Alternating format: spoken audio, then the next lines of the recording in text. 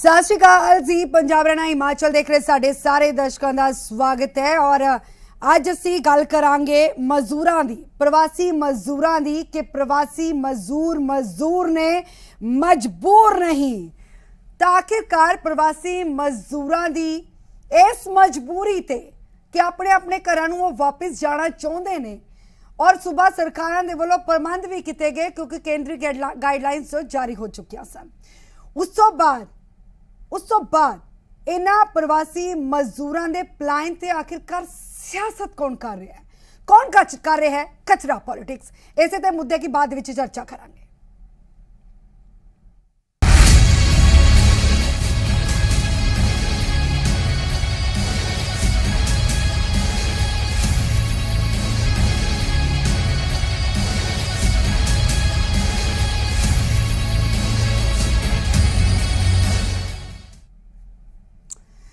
तो साढ़े सवाल होंगे जिससे चर्चा की जाएगी। साढ़े नाल साढ़े मेहमान जुड़े होंगे, उन्हों का तारुफ करा दा। उस तो पहला जो सवाल ने, सवाल नंबर एक रहेगा कि मजदूरां ते सियासी रोटियां सेकियां जा रही ने। सवाल नंबर 2 रहेगा, सवाल नंबर 2 मजदूरां दे पलायन दे नाल उद्योग नूं कितना खतरा।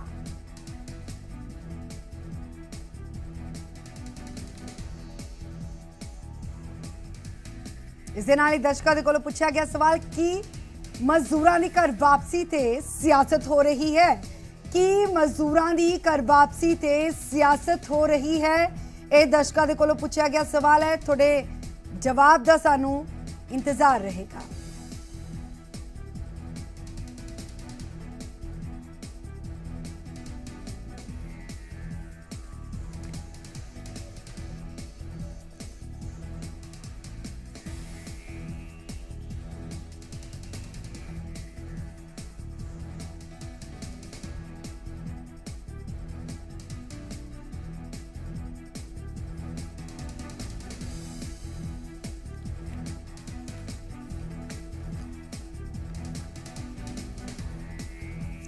साढ़े नाल साढ़े मेहमान भी जुड़ चुके हैं। साढ़े मेहमानों के नाल तारुफ करा दा। साढ़े नाल रणजीत सिंह चौटाला हरियाणा तो कैबिनेट मंत्री साढ़े नाल जुड़ चुके हैं। जगदीप सिंह संधू एसोसिएट एडिटर साढ़े नाल जुड़ चुके हैं और बिक्रम सिंह मजीठिया साढ़े नाल सीनियर अकाली आगू जुड़ चुके हैं। सब तो पहला बिक्रम सिंह मजीठिया जी, सारे मेहमानों का बहुत बहुत शुक्रिया। और बिक्रम सिंह मजीठिया के कोल सब तो पहला जाऊँगी। मजीठिया साहब, जिस तरह कि तुहानू भी पता होगा कि शिव सेना दे वल्लों अपना सामना मुखपत्र दे विच जो बयान दिता गया, वो कहते हैं कि उन्होंने उस स्टेटां की आलोचना की है, उन्होंने सूबियां की आलोचना की है जो कि अपने प्रवासी मजदूरों को वापस लैण तो पहला उन्होंने टैसट की वो गल आख रहे हैं और जरूरी शर्तां रखियां जा रही ने। तुहानू की लगता है कि इस तरह की पॉलिटिक्स नूं लैके किस तरह के रिएक्शन है? सब तो पहला थोड़ा रिएक्शन की है? मैंने जो सामना न्यूज़पेपर मेरे को आउंदी नहीं, मैं पढ़ी नहीं। जे तुसी एग्जैक्टली दस दो उन्होंने की बोलिया फिर मैं उहदे ते टिप्पणी दे सकदा। सर, शिवसेना ने उन्हां राज्यां दी आलोचना की है जो प्रवासी मजदूरां नूं वापस लैण तो पहला उन्हां दी कोरोना वायरस की जांच कराउण ते जोर दे रहे हैं। जिहड़े स्टेट कहंदे ने कि कोरोना वायरस की जांच होनी चाहिए है, उन्हां दी निंदा की है। उन्होंने कहा कि मनुखी है।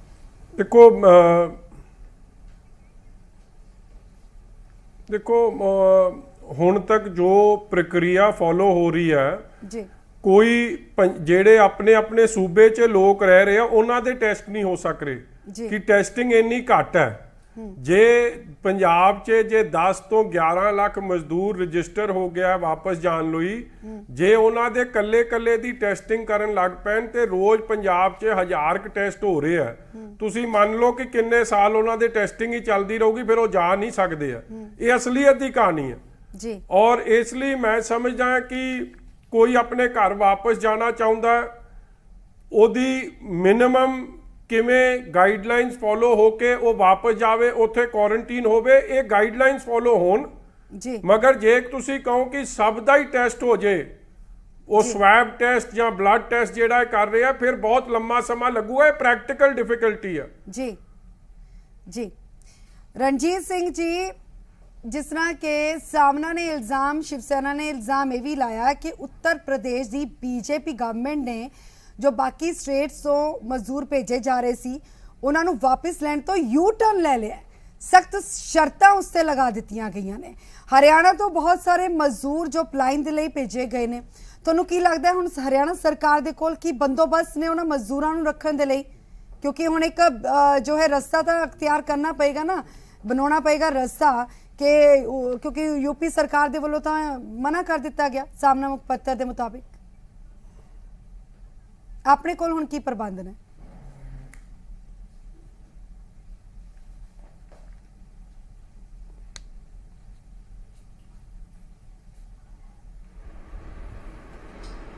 रंजीत जी आवाज आ रही है?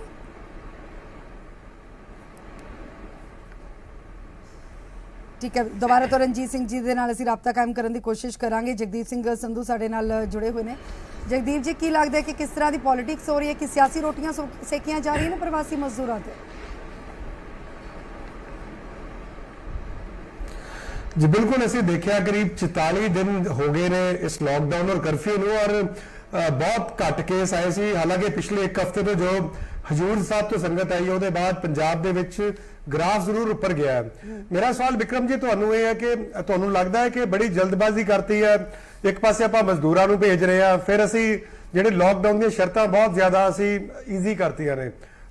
ਕਰੀਬ 1526 ਕੇਸ ਜਿਹੜੇ ਆ ਉਹ ਪੰਜਾਬ 'ਚ ਹੋ ਚੁੱਕੇ ਆ ਔਰ 27 ਮੌਤਾਂ ਹੋ ਚੁੱਕੀਆਂ ਨੇ। ਤੁਹਾਨੂੰ ਲੱਗਦਾ ਹੈ ਕਿ ਜਿਹੜੇ ਲਾਕਡਾਊਨ ਵਿੱਚ ਜਿਹੜੀ ਢਿੱਲ ਦੇਣੀ ਚਾਹੀਦੀ ਸੀ ਉਹ ਥੋੜੇ ਦਿਨ ਹੋਰ ਇਹਨੂੰ ਲਾਕਡਾਊਨ ਨੂੰ ਕਰਫਿਊ ਨੂੰ ਵਧਾਇਆ ਜਾਂਦਾ ਔਰ ਥੋੜਾ ਦੇਖਿਆ ਜਾਂਦਾ ਕਿ ਜਿਹੜੇ ਕੇਸ ਨੇ ਖਾਸ ਕਰ ਹਜੂਰ ਸਾਹਿਬ ਵਾਲੇ ਉਹਨਾਂ ਤੇ ਥੋੜਾ ਕੰਟਰੋਲ ਕਰ ਪਾਉਂਦੇ? ਦੇਖੋ, ਸਭ ਤੋਂ ਪਹਿਲਾਂ ਸੰਧੂ ਸਾਹਿਬ ਇੱਕ ਗੱਲ ਇਹ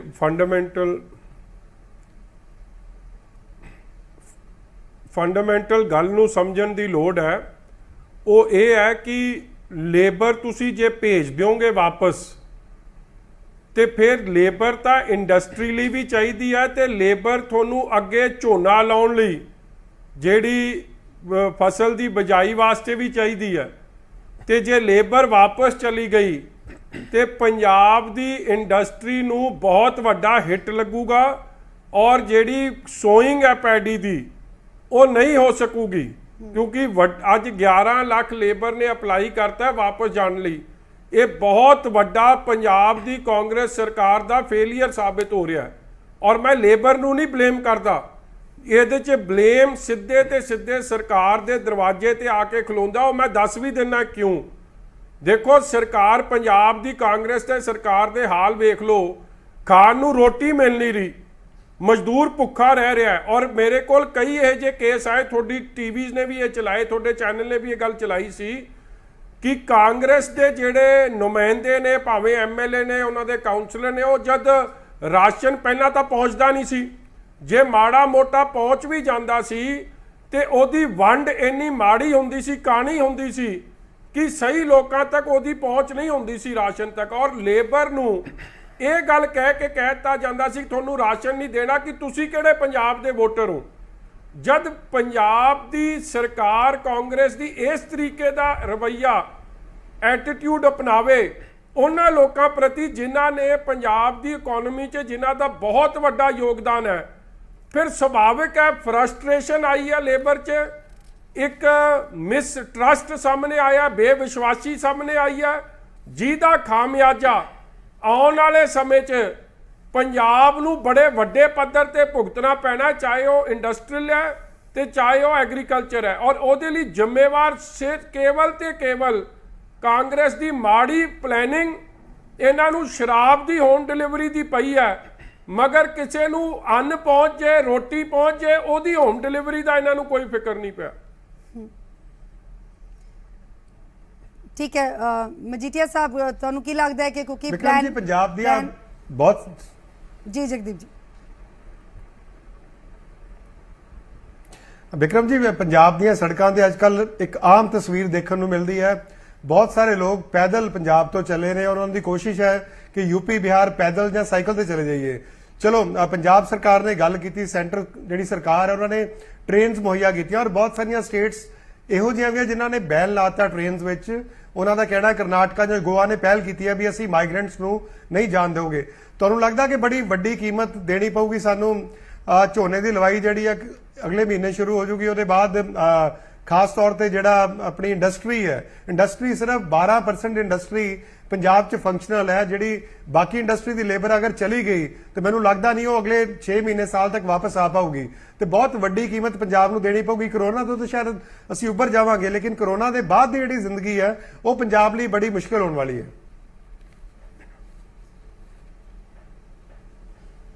ਜਗਦੀਪ ਜੀ, ਤੁਹਾਡੀ ਗੱਲ ਬਿਲਕੁਲ ਠੀਕ ਹੈ। ਔਰ ਇੱਕ ਗੱਲ ਰਿਅਲਾਈਜ਼ ਕਰੋ, ਜਿਹੜੇ ਮਾਹਿਰ ਨੇ ਉਹ ਇਹ ਗੱਲ ਕਹਿ ਰਹੇ ਆ ਕਿ ਕੋਰੋਨਾ ਵਾਇਰਸ ਦੇ ਇਸ ਮਹਾਮਾਰੀ ਨਾਲ ਤਾਂ ਪਤਾ ਨਹੀਂ ਕਿ ਤੁਹਾਡਾ ਕਿੰਨਾ ਨੁਕਸਾਨ ਹੋਣਾ ਹੈ, ਓਨਲੀ ਟਾਈਮ ਵਿਲ ਟੈਲ। ਮਗਰ ਜਿਹੜਾ ਇਕਨੋਮਿਕ ਮਹਾਮਾਰੀ ਨਾਲ ਜਿਹੜਾ ਨੁਕਸਾਨ ਹੋ ਗਿਆ ਤੇ ਅੱਗੇ ਵੀ ਹੁੰਦਾ ਜਾ ਰਿਹਾ ਹੈ, ਫਾਲਟੀ ਪਲੈਨਿੰਗ ਔਰ ਬੈਡ ਸੋਚ ਕਰਕੇ ਉਹਦੇ ਬੜੇ ਖਤਰਨਾਕ ਸਿੱਟੇ ਆਉਣ ਵਾਲੇ ਸਮੇਂ 'ਚ ਨਿਕਲਨੇ ਆ। ਦੇਖੋ, ਮੈਂ ਕਹਿ ਸਕਦਾ ਪੰਜਾਬ ਸਰਕਾਰ ਨਾ ਕੇਵਲ ਕਨਫਿਊਜ਼ਡ ਹੈ, ਹਾਈਲੀ ਕਨਫਿਊਜ਼ਡ ਨੇ। ਇਹਨਾਂ ਨੂੰ ਸਮਝ ਨਹੀਂ ਆ ਰਹੀ। ਇੱਕ ਪਾਸੇ ਕਹਿੰਦੇ ਇੰਡਸਟਰੀ ਚਲਾਓ, ਦੂਜੇ ਪਾਸੇ ਕਹਿੰਦੇ ਟ੍ਰੇਨਾਂ 'ਚ ਅਸੀਂ ਆਪ ਚਿੱਠੀ ਲਿਖਤੀ ਕਿ ਟ੍ਰੇਨ ਭੇਜੋ, ਅਸੀਂ ਇੱਥੋਂ ਲੇਬਰ ਭੇਜਣੀ ਹੈ। ਜੇ ਤੁਸੀਂ ਲੇਬਰ ਹੀ ਭੇਜ ਦੇਣੀ ਹੈ, ਲੇਬਰ ਤੇ ਖਰਚਾ ਵੀ ਕਰ ਰਹੇ ਆ, ਕਹਿੰਦੇ ਟਿਕਟ ਦੇ ਪੈਸੇ ਅਸੀਂ ਦੇਵਾਂਗੇ। ਇਹੀ ਪੈਸੇ ਕਿੱਥੇ ਲੇਬਰ ਨੂੰ ਰੋਟੀ ਖਾਣ ਲਈ ਖਰਚ ਕਰ ਦਿੰਦੇ ਤੇ ਇਹ ਲੇਬਰ 'ਚ ਬੇਵਿਸ਼ਵਾਸੀ ਨਾ ਪੈਦਾ ਹੁੰਦੀ, ਉਹ ਇੱਥੇ ਬੈਠੇ ਰਹਿੰਦੇ। ਆਫਟਰ ਆਲ ਉਹ ਪੰਜਾਬ ਆਏ ਸੀ ਨੌਕਰੀ ਵਾਸਤੇ, ਪੰਜਾਬ ਦੀ ਇਕਨੋਮੀ 'ਚ ਯੋਗਦਾਨ ਪਾਉਣ ਵਾਸਤੇ ਆਏ ਸੀ। ਮਗਰ ਜਿਸ ਤਰੀਕੇ ਨਾਲ ਕਾਂਗਰਸ ਦੀ ਸਰਕਾਰ ਨੇ ਉਹਨਾਂ ਨੂੰ ਮਿਸਟਰੀਟ ਕੀਤਾ ਹੈ, ਇਲ ਟਰੀਟ ਕੀਤਾ ਹੈ, ਅੱਜ ਇਹ ਕਾਰਨ ਬਣਿਆ ਕਿ ਅੱਜ ਸਾਡੀ ਜਿਹੜੀ ਬੈਕਬੋਨ ਮੰਨੀ ਜਾਂਦੀ ਹੈ ਇਕਨੋਮੀ ਦੀ, ਲੇਬਰ, ਉਹ ਭੱਜ ਚੱਲੀ ਹੈ। ਔਰ ਇੱਕ ਪਾਸੇ ਕੈਪਟਨ ਸਾਹਿਬ ਕਹਿ ਰਹੇ ਇੰਡਸਟਰੀ ਚਲਾਓ, ਦੂਜੇ ਪਾਸੇ ਤੁਸੀਂ ਲੇਬਰ ਨੂੰ ਟ੍ਰੇਨਾਂ 'ਚ ਬਿਠਾ ਭੇਜੀ ਜਾ ਰਹੇ ਹੋ, ਤੇ ਫਿਰ ਕਿਹੜੀ ਇੰਡਸਟਰੀ ਚੱਲਣੀ ਹੈ ਔਰ ਕਿਹੜੇ ਕਿਸਾਨ ਦਾ ਝੋਨਾ ਬੀਜ ਸਕੂਗਾ? ਉਹ ਕਿਸਾਨ ਨੂੰ ਏਡੀ ਵੱਡੀ ਮਾਰ ਮਾਰਨ ਲੱਗਿਆ ਕੈਪਟਨ ਅਮਰਿੰਦਰ ਸਿੰਘ ਜੀ ਕਿ ਅੱਜ ਉਹਦੀ ਲੇਬਰ ਦੀ ਕਾਸਟ 6 ਗੁਣਾ ਵੱਧ ਜਾਣੀ ਹੈ। ਮੇਰੇ ਹਿਸਾਬ ਨਾਲ ਮਸ਼ੀਨਰੀ ਇਹਨਾਂ ਕੋਲ ਅਵੇਲੇਬਲ ਨਹੀਂ ਝੋਨੇ ਦੀ ਬਜਾਈ ਦੀ, ਝੋਨਾ ਇਹਨਾਂ ਤੋਂ ਲੱਗਣਾ ਨਹੀਂ। ਜੇ ਕਿਸੇ ਨੇ ਲਾ ਵੀ ਲਿਆ, ਉਹਨੂੰ ਕਾਸਟ ਆਫ ਇੰਨਾ ਹਾਈ ਕਾਸਟ ਤੇ ਉਹ ਮਿਲਣਾ ਹੈ ਕਿ ਇਟ ਵਿਲ ਬੀ ਅਨਵਾਇਬਲ। ਜਿੱਥੇ ਇਹਨਾਂ ਨੂੰ ਲੇਬਰ ਦਾ ਵਿਸ਼ਵਾਸ ਜਿੱਤਣਾ ਚਾਹੀਦਾ ਸੀ, ਲੇਬਰ ਨੂੰ ਕੌਨਫੀਡੈਂਸ 'ਚ ਲੈਣਾ ਚਾਹੀਦਾ ਸੀ। 1012 ਕਰੋੜ ਰੁਪਈਆ ਇਹਨਾਂ ਕੋਲ ਪਿਆ ਹੈ ਲੇਬਰ ਫੰਡ ਥੱਲੇ, ਕੰਸਟਰਕਸ਼ਨ ਵਰਕਰਸ ਦੇ ਫੰਡ ਥੱਲੇ, ਉਹ ਲੇਬਰ ਦੇ ਭਲੇ ਲਈ ਖਰਚ ਕਰਦੇ। ਆਹੀ ਜਿਹੜਾ 30 35 40 ਕਰੋੜ ਖਰਚ ਕਰਤਾ ਟਿਕਟਾਂ 'ਚ, ਇਹ ਉਹਨਾਂ ਦੇ ਭਲੇ ਲਈ ਖਰਚ ਕਰ ਦਿੰਦੇ ਜਾਂ ਆਪਦੇ ਕਾਉਂਸਲਰ ਵਿਧਾਇਕਾਂ ਨੂੰ ਖਿੱਚ ਦਿੰਦੇ ਕਿ ਤੁਸੀਂ ਰਾਸ਼ਨ ਹਰੇਕ ਤੱਕ ਪਹੁੰਚਾਓ। ਇਹ ਨਾ ਵੇਖੋ ਕਿਹੜਾ ਪੰਜਾਬ ਦਾ ਵਸਨੀਕ ਹੈ ਤੇ ਕਿਹੜਾ ਨਹੀਂ ਹੈ ਤਾਂ ਸਾਰੇ ਤੁਹਾਡੇ ਦੇਸ਼ ਵਾਸੀ। ਇਨਸਾਨੀਅਤ ਦਾ ਵਿਖਾਓ ਜੀ। ਰਣਜੀਤ ਸਿੰਘ ਚੌਟਾਲਾ ਜੀ, ਆਵਾਜ਼ ਆ ਰਹੀ ਤੁਹਾਡੇ ਕੋਲ? जी बहुत धन्यवाद, थैंक यू। बहुत बहुत स्वागत है जी जी मीडिया च ਤੁਹਾਡਾ। जी ਸਰ, ਸ਼ਿਵ ਸੈਨਾ ਦਾ ਸਾਹਮਣਾ ਮੁੱਖ ਪੱਤਰ ਦੇ ਵਿੱਚ ਉਹਨਾਂ ਨੇ ਕਿਹਾ ਕਿ ਜੋ ਮਜ਼ਦੂਰ ਨੇ ਉਹ ਮਜਬੂਰ ਨਹੀਂ ਨੇ। ਤੁਹਾਨੂੰ ਕੀ ਲੱਗਦਾ ਹੈ ਕਿ ਜੋ ਮਜ਼ਦੂਰ ਨੇ ਮਜਬੂਰ ਨੇ ਕਿ ਇਹਨਾਂ ਦੀ ਉਹ ਮਜਬੂਰੀ ਨਹੀਂ ਹੈ ਕਿ ਆਪਣੇ ਆਪਣੀ ਸਟੇਟਸ ਨੂੰ ਵਾਪਸ ਜਾਣਾ ਚਾਹੁੰਦੇ ਨੇ ਲੋਕ? ਔਰ ਜਿਸ ਤਰ੍ਹਾਂ ਦੀ ਜ਼ਿੱਦ ਇਹਨਾਂ ਨੇ ਫੜੀ ਔਰ ਹੰਗਾਮਾ ਵੀ ਇਹਨਾਂ ਦੇ ਵੱਲੋਂ ਕੀਤਾ ਗਿਆ ਕਿ ਹੁਣ ਇਹਨਾਂ ਨੇ ਆਪਣੇ ਸੂਬਿਆਂ ਨੂੰ ਜਾਣਾ ਹੈ, ਔਰ ਇਹਨਾਂ ਦੇ ਪਲਾਨ ਨੂੰ ਲੈ ਕੇ ਹਰਿਆਣਾ ਗਵਰਨਮੈਂਟ ਦੇ ਕੋਲ ਕੀ ਪਲਾਨ ਹੈ? ਔਰ ਜਿੱਥੋਂ ਤੱਕ ਸਾਹਮਣਾ ਮੁੱਖ ਪੱਤਰ ਦੇ ਮੁਤਾਬਿਕ ਯੂਪੀ ਗਵਰਨਮੈਂਟ ਦੇ ਵੱਲੋਂ ਅਜਿਹੇ ਪ੍ਰਵਾਸੀ ਮਜ਼ਦੂਰਾਂ ਨੂੰ ਵਾਪਸ ਬੁਲਾਉਣ ਤੋਂ ਇਨਕਾਰ ਕਰ ਦਿੱਤਾ ਗਿਆ, ਔਰ ਅਗਰ ਵਾਪਸ ਨਹੀਂ ਲਏਗਾ, ਅਗਰ ਹਰਿਆਣਾ ਤੋਂ ਭੇਜੇ ਗਏ ਪ੍ਰਵਾਸੀ ਮਜ਼ਦੂਰ ਹੈ, ਅਗਰ ਯੂਪੀ ਗਵਰਨਮੈਂਟ ਉਹਨਾਂ ਨੂੰ ਵਾਪਸ ਨਹੀਂ ਲਏਗੀ, ਫਿਰ ਹਰਿਆਣਾ ਗਵਰਨਮੈਂਟ ਦੇ ਕੋਲ ਕੀ ਪਲਾਨ ਹੈ ਉਹਨਾਂ ਨੂੰ ਰੱਖਣ ਦਾ? ਕੀ ਪ੍ਰਬੰਧ ਨੇ ਹਰਿਆਣਾ ਦੇ ਵਿੱਚ ਉਹਨਾਂ ਨੂੰ ਰੱਖਣ ਦੇ? देखिए मैडम, हमारे यहाँ 37 और स्टेटों से टोटल बिन है जी। हमारे इतनी लेबर नहीं जा रही जितनी और स्टेटों से जा रही है। हालांकि एक फीचर है कि हर स्टेट से ही, महाराष्ट्र से भी जा रहे हैं, उत्तर प्रदेश से भी बिहार में जा रहे हैं, बिहार के लोग उत्तर प्रदेश जा रहे हैं जी। जब ऐसी विश्व महामारी कभी देखी नहीं थी जी। और जब इतनी बड़ी विश्व महामारी आए तो पहली बार मैं समझता हूँ कि किसी ने भी पिछले 100 साल में 1918 में आई, 1920 तक चली थी जी। उसके बाद पहली बार हुआ है अब ये बहुत बड़े स्केल पे आई है। तब तो ये थोड़ी थी, तब तो नहीं, जब बहुत बड़ी थी तब अमेरिका में 7 लाख कैजुअलिटीज हुई थी, और इसके बाद पूरे वर्ल्ड में जो था वो 50 मिलियन से लेके और 100 मिलियन तक लोग इफेक्टेड थे जी। लोगों की डेथ हो रही थी, लोग खेतों में जंगलों में भाग के चले गए। जब लोगों के सामने सवाल इस तरीके का आता है तो उसे अपनी मजदूरी नहीं दिखती, हर आदमी अपना निर्णय करता है, वो हमारे पैसे और हमारे काम को देख के नहीं रुकता। हमारे पर हरियाणा में ऐसा नहीं है, हमारे और स्टेटों से टोटल डिफरेंट पोजीशन है। हमारे समझिए कि पंजाब हरियाणा में इस मामले में बहुत ज्यादा नहीं, हमारे 65% लोग खेती पे डिपेंडेंट है, तो और हमारी अपनी लेबर भी है। जोड़ने का जितना, एक मिनट में अपनी बात कह लूं, पंजाब में जो जोड़ना होता है जिसे पैडी कहते हैं, हमारे उसका उतना नहीं है। हमारे यहाँ लोकल कॉटन भी बोते हैं लोग, दूसरी फसल भी बोते हैं। महेंद्रगढ़, भिवानी, जो गुड़गांव वो साइड है, वह दूसरी फसलें बोई जाती है। ऐसा नहीं, जब ऐसा संकट आता है तो हमने निर्णय करना होता है ना, पैडी नहीं भी बोई जाएगी, दूसरी फसलें बोई जाती है, उसमें ज्यादा लेबर की जरूरत नहीं पड़ती। ये तो अब देश में इंडस्ट्रीज रुकी हुई है, आपके कोल्ड स्टोरेज रुके हुए हैं, टोटल मॉल्स रुके हुए हैं, टोटल सिनेमा इंडस्ट्री बंद है, आपका पेट्रोल पंप में 5% भी सेल नहीं हो रही। जब ऐसे हालात है पूरे देश के, तो हमें ऐसे से कंप्रोमाइज करना पड़ता है। किसी को पता था क्या इसका कोई ऑल्टरनेट भी नहीं है, हम एक दूसरे पे एलिगेशन लगाए, इसमें कुछ नहीं। अब तो सवाल ये है कि हमें देश को बचाना है। मैं आपसे ठीक बताऊं, पूरी दुनिया में अगर हम देखते हैं जी पूरी दुनिया में अगर हम देखते हैं तो हम पूरे इंडिया में जो दूसरे देशों से हमारे बहुत कम है जहां कोरोना इफेक्टेड लोग हैं, और उसमें हमारे हरियाणा प्रदेश में तो औरों से ज्यादा बेहतर पोजीशन है। हमने चारों तरफ बॉर्डर सील कर दी। आप हमारी स्थिति देखिए, एक तरफ पंजाब है, एक तरफ राजस्थान है, एक तरफ उत्तर प्रदेश है, जहां महाराष्ट्र के बाद, गुजरात के बाद सबसे कोरोना इफेक्टेड है, पर उसके बाद भी हमने बॉर्डर सील करके, हमारे तो बहुत कम केसेज है, अभी भी हमारे 500 केसेज नहीं है जो सस्पेक्टेड कोरोना इफेक्टेड है, और हमारे अब तक केवल 7 डेथ हुई है। ये हमारे टोटल मैनेजमेंट में हमारी पुलिस बहुत बढ़िया काम करी है, हमारी जो डॉक्टर्स हैं बहुत बढ़िया कर रहे हैं। पहली बार मैं देख रहा हूं कि पुलिस का रोल आर्मी की तरह है, और उन्होंने लोगों को बचाने के लिए जीवन में बहुत समय लगाया। हरियाणा में लोग घबराए हुए नहीं है, पर ये बात जो पूरा देखते हैं हम, जब दूसरा देखते हैं, हम अमेरिका देखते हैं, हम इटली और स्पेन, उसके बाद फ्रांस और जर्मनी, इंग्लैंड को देखते हैं, तो उसका एक कुदरती बात है, मेरे माइंड पे भी है, आपके भी है, हर एक पे उसका थोड़ा सा पैनिक तो आता है। पर हरियाणा में अभी से हमारी पूरे देश में हमारी स्थिति बहुत बढ़िया है, हम अपना संभाले हुए हैं। बाकी देखिए, हमारी हमदर्दी है कि हर जगह महाराष्ट्र में, गुजरात में, आपका दिल्ली में जहां थोड़ा सा परसेंटेज बढ़ रहा है उसे ठीक करे। मैं ये भी आपसे बताऊं कि हमारी स्टेट में 76% रिकवरी रेट है, जो कहीं भी नहीं है। केरला छोड़ के हमारा, हम नंबर 2 पायदान पे खड़े हैं। तो ये मैडम ऐसे स्थिति आ गई, इसका किसी को अंदाजा नहीं था, हवा की बातें हैं। किसी को ये पता नहीं था कोरोना वायरस का रीजन क्या, क्यों शुरू हुआ, कहां से आया, उसके बाद किसी को ये पता नहीं कब इसका एंड होगा। पर हालात के जब आदमी वार में होता है तो उसे हर तरीके से अपने आप को कंप्रोमाइज करना पड़ता है और लड़ना पड़ता है। जी मजीठिया साहब। चौटाला साहब, आज से जो हरियाणा से भी पलायन शुरू हो गया है मजदूरों का, और आपको लगता है कि पंजाब की देखा देखी जो पंजाब से मजदूर जाएंगे तो हरियाणा में तो गुड़गांव कह लें, फरीदाबाद कह लें, जहां और भी जीटी रोड पे जितनी भी इंडस्ट्रीज है, लगता है कि अगर मजदूर यहां से पलायन शुरू कर देंगे, अपने घरों को वापस लौट जाएंगे, तो हरियाणा की इंडस्ट्री जो है उस पर काफी असर पड़ने वाला है। देखिए, जब कई बार हालात ऐसे बन जाते हैं ना, जब वार में सोल्जर होता है ना, तो वो उसके उस वक्त भी सप्लाई मिलती है, उसे उसकी जान, साथ वाले 3 आदमी मारे जाते हैं, उसे उस हालात में भी अपने आप को जिंदा रखना पड़ता है। अब जो हालात है उसमें आप हम क्या कर सकेंगे। एक फीचर है कि हर आदमी अपने आप को इनसिक्योर फील करे तो वो अपने घर में बच्चों के पास जाना चाहता है, वो भागना चाहता है, हर कोई भागना चाहता है। पर हमारे, मैं ये कह रहा हूं कि जितनी और स्टेटों में भगदड़ मची है, हरियाणा में इतना नहीं, हमारा दूसरी स्टेटों से अपवाद है, हमने बहुत अच्छी तरीके से संभाल रखे। मैं आपको एक बात बताऊं, मैं सिरसा में एज मिनिस्टर में सिरसा में बैठा हूं, जब से लॉकडाउन हुआ यहाँ बैठा हूं। हमारे यहाँ इतनी सामाजिक संस्थाएं हैं जो सबको खाना दे रही है, हमें स्टेट से पैसा भी आया हुआ है, पर हमारा अब तक केवल 15 लाख रुपया खर्च करा, बाकी सब सामाजिक संस्थाएं सबको खाना दे रही है, रोज 25,000 पैकेट गरीब को दे रहे हैं। हम अपने तरीके से मैनेज कर रहे हैं, किसी को भी भाग के नहीं जाने दे रहे, समझा के प्यार से सबको रखे, उन्हें विश्वास और भरोसा हम पे है उनका।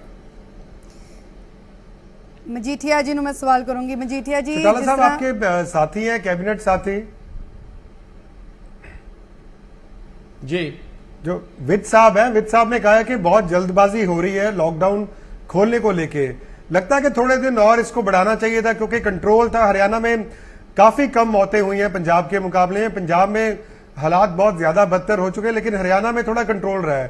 तो लगता है थोड़े दिन इसको एक्सटेंड किया जा सकता था। प्रॉब्लम है, देखिए मैं आपसे बताऊं, कई बार ऐसा है कि आपको स्टेट का रेवेन्यू भी देखना है। अब जो जितने टैक्सेस थे सारे बंद हो रहे हैं, तो आपने लोगों के लिए सारे साधन, हमें अपना रेवेन्यू भी, फाइनेंशियल इम्प्लीकेशंस भी देखनी है। वो आपके सामने भी सवाल है, हमारे सामने भी है। पंजाब थोड़ा सा, हम पंजाब से बेटर है इस मामले में, फाइनेंशियली हम थोड़े साउंड है, हमने ठीक मैनेजमेंट रखा हुआ है। पर आपकी बातों से कुछ मैं सहमत हूं कि पंजाब की स्थिति हमारे से बिना, वहां तो सारा पैडी का एरिया है, वहां लेबर, हम तो, मैं अपना बता रहा हूं, हम अच्छे बड़े फार्मर पर, हमारा तो कॉटन बोई जाती है, बहुत थोड़े एरिया में पैडी बोई जाती है। तो हमारे आपसे पंजाब से एक टोटल डिफरेंट कल्चर है। ਮਜੀਠੀਆ ਸਾਹਿਬ, ਸੁਖਜਿੰਦਰ ਸਿੰਘ ਰੰਧਾਵਾ ਨੇ ਵੀ ਕਿਹਾ ਕਿ ਅਗਰ ਪ੍ਰਵਾਸੀ ਮਜ਼ਦੂਰਾਂ ਦਾ ਜੋ ਪਲਾਨ ਹੈ ਉਹਦੇ ਨਾਲ ਉਦਯੋਗਾਂ ਨੂੰ ਇੱਕ ਵੱਡੇ ਪੱਧਰ ਤੇ ਖਤਰਾ ਹੋ ਜਾਏਗਾ। ਔਰ ਤੁਸੀਂ ਵੀ ਕਿਹਾ ਕਿ ਬੈਕਬੋਨ ਨੇ ਇਹ ਮਜ਼ਦੂਰ, ਚਾਹੇ ਕਿਸਾਨੀ ਖੇਤਰ ਦੇ ਵਿੱਚ ਨੇ ਚਾਹੇ ਉਦਯੋਗਿਕ ਖੇਤਰ ਦੇ ਵਿੱਚ ਨੇ। ਹਾਲਾਤਾਂ ਦੇ ਮੱਦੇਨਜ਼ਰ ਸੂਬਾ ਸਰਕਾਰ ਦੇ ਵੱਲੋਂ ਇਹਨਾਂ ਦਾ ਪਲਾਨ ਤਾਂ ਜ਼ਰੂਰ ਕਰਵਾਇਆ ਜਾ ਰਿਹਾ, ਇਹਨਾਂ ਨੂੰ ਸਟੇਟਸ ਦੇ ਵਿੱਚ ਜ਼ਰੂਰ ਭੇਜਿਆ ਜਾ ਰਿਹਾ ਹੈ, ਕਿਉਂਕਿ ਮਜ਼ਦੂਰ ਵੀ ਖੁਦ ਇਹ ਚਾਹੁੰਦੇ ਨੇ ਕਿ ਉਹਨਾਂ ਨੂੰ ਇਸ ਵੇਲੇ ਹਾਲਾਤ ਬਹੁਤ ਖਰਾਬ ਨੇ, ਕੰਮ ਨਹੀਂ ਹੈ ਔਰ ਖਾਣ ਦੇ ਲਈ ਦੋ ਦਾਣੇ ਨਹੀਂ ਨੇ, ਆਪਣੇ ਬੱਚਿਆਂ ਨੂੰ ਭੁੱਖੇ ਸੌਂਦੇ ਉਹ ਦੇਖਦੇ ਨੇ, ਉਹ ਨਹੀਂ ਦੇਖਿਆ ਜਾਂਦਾ, ਆਪਣੇ ਸੂਬਿਆਂ ਨੂੰ ਵਾਪਸ ਜਾਣਾ ਚਾਹੁੰਦੇ ਨੇ। ਤਾਂ ਪਲਾਨ ਪ੍ਰਕਿਰਿਆ ਵੀ ਸ਼ੁਰੂ ਹੋ ਚੁੱਕੀ ਹੈ, ਲੇਕਿਨ ਵਾਪਸ ਬੁਲਾਉਣ ਦਾ, ਕਿਉਂਕਿ ਅੱਗੇ ਇੰਡਸਟਰੀ ਵੀ ਸ਼ੁਰੂ ਹੋਏਗੀ, ਇੰਡਸਟਰੀ ਤਾਂ ਸ਼ੁਰੂ ਹੋ ਚੁੱਕੀ ਹੈ, ਅੱਗੇ ਹੋਰ ਹਾਲਾਤ ਹੁਣ ਸੁਧਰਨਗੇ, ਇਸ ਤਰ੍ਹਾਂ ਦੇ ਤਾਂ ਰਹਿਣਗੇ ਨਹੀਂ ਹਮੇਸ਼ਾ। ਕਿਸਾਨਾਂ ਨੂੰ ਵੀ ਜ਼ਰੂਰਤ ਪਏਗੀ, ਇੰਡਸਟਰੀ ਨੂੰ ਵੀ ਜ਼ਰੂਰਤ ਪਏਗੀ, ਫਿਰ ਇਹਨਾਂ ਨੂੰ ਵਾਪਸ ਲਿਆਉਣ ਦਾ ਕੀ ਪਲਾਨ ਹੋਣਾ ਚਾਹੀਦਾ ਹੈ? ਇਸ ਬਾਰੇ ਤੁਹਾਨੂੰ ਕੀ ਲੱਗਦਾ ਕਿ ਸੂਬਾ ਸਰਕਾਰ ਨੂੰ ਪਲਾਨ ਬੀ ਕੀ ਬਣਾਉਣਾ ਚਾਹੀਦਾ ਹੁਣ?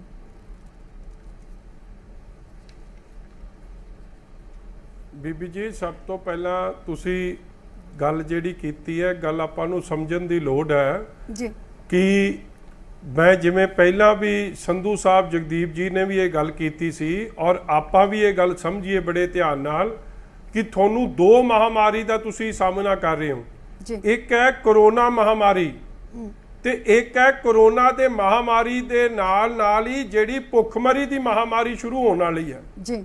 ਇਸ ਲਈ ਵਰਲਡ ਓਵਰ ਇੱਕ ਸੋਚ ਚੱਲ ਰਹੀ ਹੈ ਕਿ ਤੁਹਾਨੂੰ ਇਕਨੋਮਿਕ ਰਿਵਾਈਵਲ ਕਰਨਾ ਪੈਣਾ ਹੈ, ਵਿਦ ਤੁਹਾਨੂੰ ਲੋਕਡਾਊਨ ਕਿਸੇ ਨਾ ਕਿਸੇ ਹਾਲਾਤ 'ਚ ਖੋਲਣਾ ਪੈਣਾ। ਪਰਮਾਨੈਂਟ ਲੋਕਡਾਊਨ ਦੇ ਨਾਲ ਕੰਮ ਨਹੀਂ ਚੱਲਣਾ, ਬਿਕੋਜ਼ ਸੀਰੀਅਸ ਜੌਬ ਲਾਸਿਸ ਹੋਣੇ ਆ।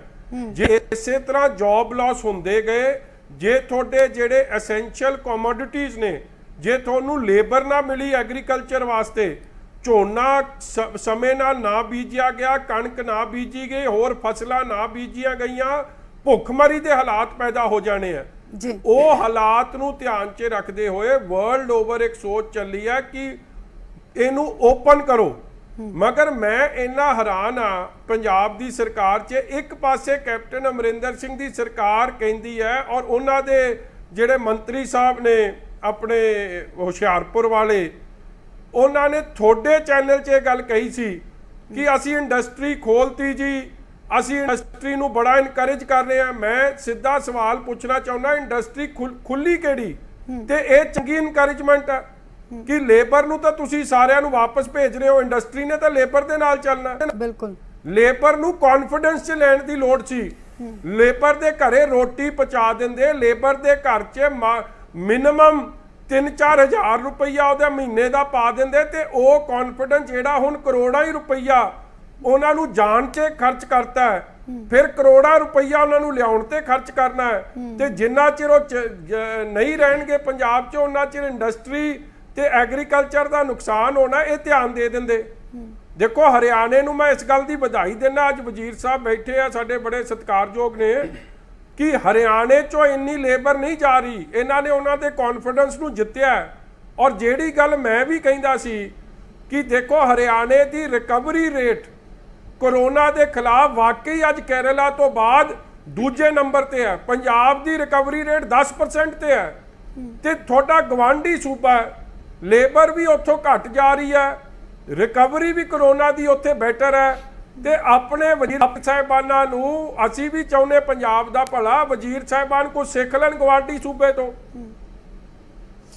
ਤੇ ਤੁਹਾਨੂੰ ਕੀ ਲੱਗਦਾ ਹੈ ਕਿ ਕੋਈ ਵਿਕਰਮ ਜੀ, ਸ਼ਰਾਬ ਦੀ ਜ਼ਿੰਮੇਵਾਰੀ ਵਿਕਰੀ ਹੋਈ ਕਿਸ ਹੈ, ਲਈ ਮੰਨਦੇ ਕਰੋਨਾ ਹੋ? ਦੀ ਕਮਾਈ ਅਸੀਂ ਹੋਈ ਦੇਖਿਆ ਹੈ, ਕਿ ਕਰੋਨਾ ਦਾ ਰੈਵਨਿਊ ਵਿਭਾਗ ਜਿਹੜਾ ਇਕੱਠਾ ਹੋਏਗਾ, ਸ਼ਰਾਬ ਦੀ ਵਿਕਰੀ ਜਦੋਂ ਹੁਣ ਠੇਕੇ ਜਦ ਖੁੱਲ ਗਏ, ਲੰਬੀਆਂ ਲੰਬੀਆਂ ਲਾਈਨਾਂ ਵੀ ਲੱਗੀਆਂ ਨੇ, ਔਰ ਇੰਨੀਆਂ ਲੰਬੀਆਂ ਲੰਬੀਆਂ ਲਾਈਨਾਂ ਤੇ ਕਦੇ ਰਾਸ਼ਨ ਦੀ ਦੁਕਾਨ ਦੇ ਬਾਹਰ ਨਹੀਂ ਦੇਖੀਆਂ ਜਿੰਨੀਆਂ ਠੇਕਿਆਂ ਦੇ ਬਾਹਰ ਲੱਗੀਆਂ ਹੋਈਆਂ ਨੇ ਲੰਬੀਆਂ ਲੰਬੀਆਂ ਲਾਈਨਾਂ।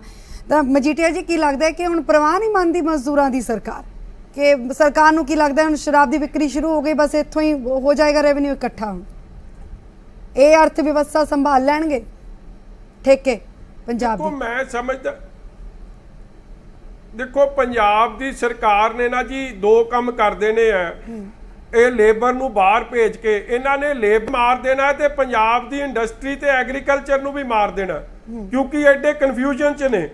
ਜੀ ਔਰ ਬੜੇ ਅਫਸੋਸ ਨਾਲ ਕਹਿਣਾ ਪੈਂਦਾ, ਮੇਰੇ ਕੋਲ ਹੁਣੇ ਇੱਕ ਆਰਡਰ ਆਇਆ ਡੀਸੀ ਮੁਕਤਸਰ ਦਾ, ਜਿਹੜਾ ਇਹ ਗੱਲ ਕਹਿ ਰਿਹਾ ਕਿ ਗੁਰੂ ਘਰਾਂ ਤੋਂ ਅਨਾਉਂਸਮੈਂਟ ਕਰਿਓ ਸ਼ਰਾਬ ਦੀ ਵਿਕਰੀ ਦੀ। ਦੇਖੋ ਕਿੱਥੇ ਪੰਜਾਬ ਦੀ ਤੇ ਹਰਿਆਣੇ ਦੀ ਇਹ ਸੰਸਕ੍ਰਿਤੀ ਰਹੀ ਹੈ ਕਿ ਸਵੇਰੇ ਉੱਠਦੇ ਸਾਰ ਤੁਹਾਡੇ ਕੰਨਾਂ 'ਚ ਗੁਰਬਾਣੀ ਪਵੇ, ਮਗਰ ਪੰਜਾਬ ਦੀ ਕਾਂਗਰਸ ਦੀ ਅਸਲ ਚਿਹਰਾ ਸੋਚ ਬਾਹਰ ਆ ਗਿਆ ਕਿ ਸਵੇਰੇ 7 ਵਜੇ ਗੁਰਬਾਣੀ ਤੁਹਾਡੇ ਕੰਨ 'ਚ ਪਵੇ ਨਾ ਪਵੇ, ਮਗਰ ਸ਼ਰਾਬ ਲੈ ਲਓ ਤੇ ਹੌਕੇ ਜ਼ਰੂਰ ਪੈ ਜਾਣਗੇ। ਤੇ ਜੇ ਸਰਕਾਰ ਦੀ ਸੋਚ ਇਹ ਜੀ ਹੋ ਜੇ ਤੇ ਉਹਨੂੰ ਤਾਂ ਰੱਬ ਹੀ ਬਚਾਵੇ, ਹੋਰ ਕੋਈ ਨਹੀਂ ਬਚਾ ਸਕਦਾ। ਜਿਹੜਾ ਮੈਂ ਨਾ ਮਾਨੂੰ, ਹਾਲਾਤ ਸਮਝਣ ਨਾ। ਰੈੱਡ ਇੱਕ ਪਾਸੇ ਕਹਿ ਰਿਹਾ ਜੀ ਰੈੱਡ ਜ਼ੋਨ ਹੈ, ਕਹਿੰਦੇ ਅਸੀਂ ਦੁਕਾਨਾਂ ਖੋਲ ਨਹੀਂ ਸਕਦੇ ਆਪਣੇ ਕਰਿਆਨੇ ਦੀਆਂ ਜਾਂ ਐਸੈਂਸ਼ੀਅਲ ਕਮੋਡਿਟੀਜ਼ ਦੀਆਂ ਜਾਂ ਹੋਰ ਚੀਜ਼ਾਂ ਦੀਆਂ। ਦੂਜੇ ਪਾਸੇ ਸ਼ਰਾਬ ਵਾਸਤੇ ਤੁਸੀਂ ਹਰ ਚੀਜ਼ ਹੀ ਖੋਲਣ ਨੂੰ ਤਿਆਰ ਹੋ। ਗੁਰੂ ਘਰ ਤੁਸੀਂ ਲੋਕਾਂ ਨੂੰ ਮੱਥਾ ਨਹੀਂ ਟੇਕਣ ਦਿੰਦੇ, ਮਗਰ ਸ਼ਰਾਬ ਕਹਿੰਦੇ ਜਿੱਥੇ ਮਰਜ਼ੀ ਵੇਚ ਲਓ। ਔਰ ਬੀਬੀ ਜੀ ਆ ਇੱਕ ਮੈਂ ਕਾਗਜ਼ ਵਿਖਾ ਰਿਹਾ, ਜਿਹੜਾ ਇਹ ਬਿਆਨ ਕੀ ਹੈ ਜੀ, ਇਹਦੇ ਤੇ ਮਜ਼ਦੂਰਾਂ ਕੋ ਰੋਕੀਏ। ਇਹ ਕੌਣ ਕਹਿ ਰਿਹਾ ਹੈ? ਜਿਹੜੀ ਮਜ਼ਦੂਰ ਦੀ ਰਾਸ਼ਟਰੀ ਜਿਹੜੀ ਸੰਗਠਨ ਨੇ ਭਾਰਤੀ ਮਜ਼ਦੂਰ ਸੰਘ ਜੀ, ਉਹ ਵੀ ਸਮਝ ਰਿਹਾ ਹੈ ਕਿ ਮਜ਼ਦੂਰਾਂ ਦਾ ਵੀ ਨੁਕਸਾਨ ਹੈ ਜਦੋਂ ਵਾਪਸ ਚਲੇ ਜਾਣਗੇ। ਆਫਟਰ ਆਲ ਉਹ ਉਹਨਾਂ ਸਟੇਟਾਂ ਤੋਂ ਆਏ ਕਿਉਂ ਸੀ? ਕਿਉਂਕਿ ਉਹਨਾਂ ਨੂੰ ਉੱਥੇ ਨੌਕਰੀ ਨਹੀਂ ਮਿਲਦੀ ਸੀ। ਜੋ ਕਮਾਈ ਉਹ ਪੰਜਾਬ 'ਚ ਹਰਿਆਣੇ 'ਚ ਆ ਕੇ ਕਰ ਲੈਂਦੇ ਸੀ ਆਪਣੇ ਪਰਿਵਾਰਾਂ ਦੇ ਵਾਸਤੇ, ਉਹ ਉੱਥੇ ਬਿਹਾਰ ਯੂਪੀ ਨੂੰ ਉਹਨਾਂ ਨੂੰ ਓਪਰਚੁਨਿਟੀਜ਼ ਨਹੀਂ ਮਿਲਦੀਆਂ ਸਨ। ਮਗਰ ਜੇ ਪੰਜਾਬ ਦੀ ਸਰਕਾਰ ਉਹਨਾਂ ਨੂੰ ਖਾਣ ਨੂੰ ਕੁਝ ਨਾ ਦੇਵੇ, ਉਹਨਾਂ ਨੂੰ ਥਰਡ ਰੇਟ ਸਿਟੀਜ਼ਨਸ ਵਾਂਗੂ ਟਰੀਟ ਕਰੇ, ਕਵੇ ਕਿ ਇਹ ਪੰਜਾਬੀ ਨਹੀਂ, ਅਸੀਂ ਇਹਨਾਂ ਨੂੰ ਰਾਸ਼ਨ ਨਹੀਂ ਦੇਣਾ, ਫਿਰ ਉਹਦਾ ਨੁਕਸਾਨ ਤੁਹਾਡੀ ਇਕਨੋਮੀ ਨੂੰ ਝੱਲਣਾ ਪੈਣਾ। ਅਖੀਰ 'ਚ ਮਾਰ ਇੰਡਸਟਰੀ ਨੂੰ ਤੇ ਐਗਰੀਕਲਚਰ ਨੂੰ ਪੈਣੀ ਹੈ ਜਦੋਂ ਝੋਨਾ ਲਾਉਣ ਲਈ ਮਜ਼ਦੂਰ ਨਹੀਂ ਲੱਭਣਾ, ਤੇ ਜੇ ਲੱਭੂ ਤੇ 5 ਗੁਣਾ ਮਹਿੰਗਾ ਲੱਭੂ। ਜੀ ਮਜੀਠੀਆ ਸਾਹਿਬ, ਨਾ ਸਿਰਫ ਮਜ਼ਦੂਰ ਪਲਾਇਨ ਕਰਦੇ ਨੇ, ਹੋਰ ਆਪਣੇ ਪੰਜਾਬੀ ਵੀ ਨੇ ਜੋ ਵੱਖ-ਵੱਖ ਸਟੇਟਸ ਦੇ ਵਿੱਚ, ਵਿਦੇਸ਼ਾਂ ਦੇ ਵਿੱਚ ਵੀ ਜੋ ਫਸੇ ਹੋਏ ਨੇ। ਤੁਹਾਨੂੰ ਕੀ ਲੱਗਦਾ ਹੈ ਕਿ ਪੰਜਾਬ ਸਰਕਾਰ ਦੇ ਕੋਲ ਪ੍ਰਬੰਧ ਪੂਰੇ ਨੇ, ਪੁਖਤਾ ਨੇ, ਜਦੋਂ ਉਹਨਾਂ ਦੀ ਹੁਣ ਵਾਪਸੀ ਹੋਏਗੀ ਪੰਜਾਬ ਦੇ ਵਿੱਚ?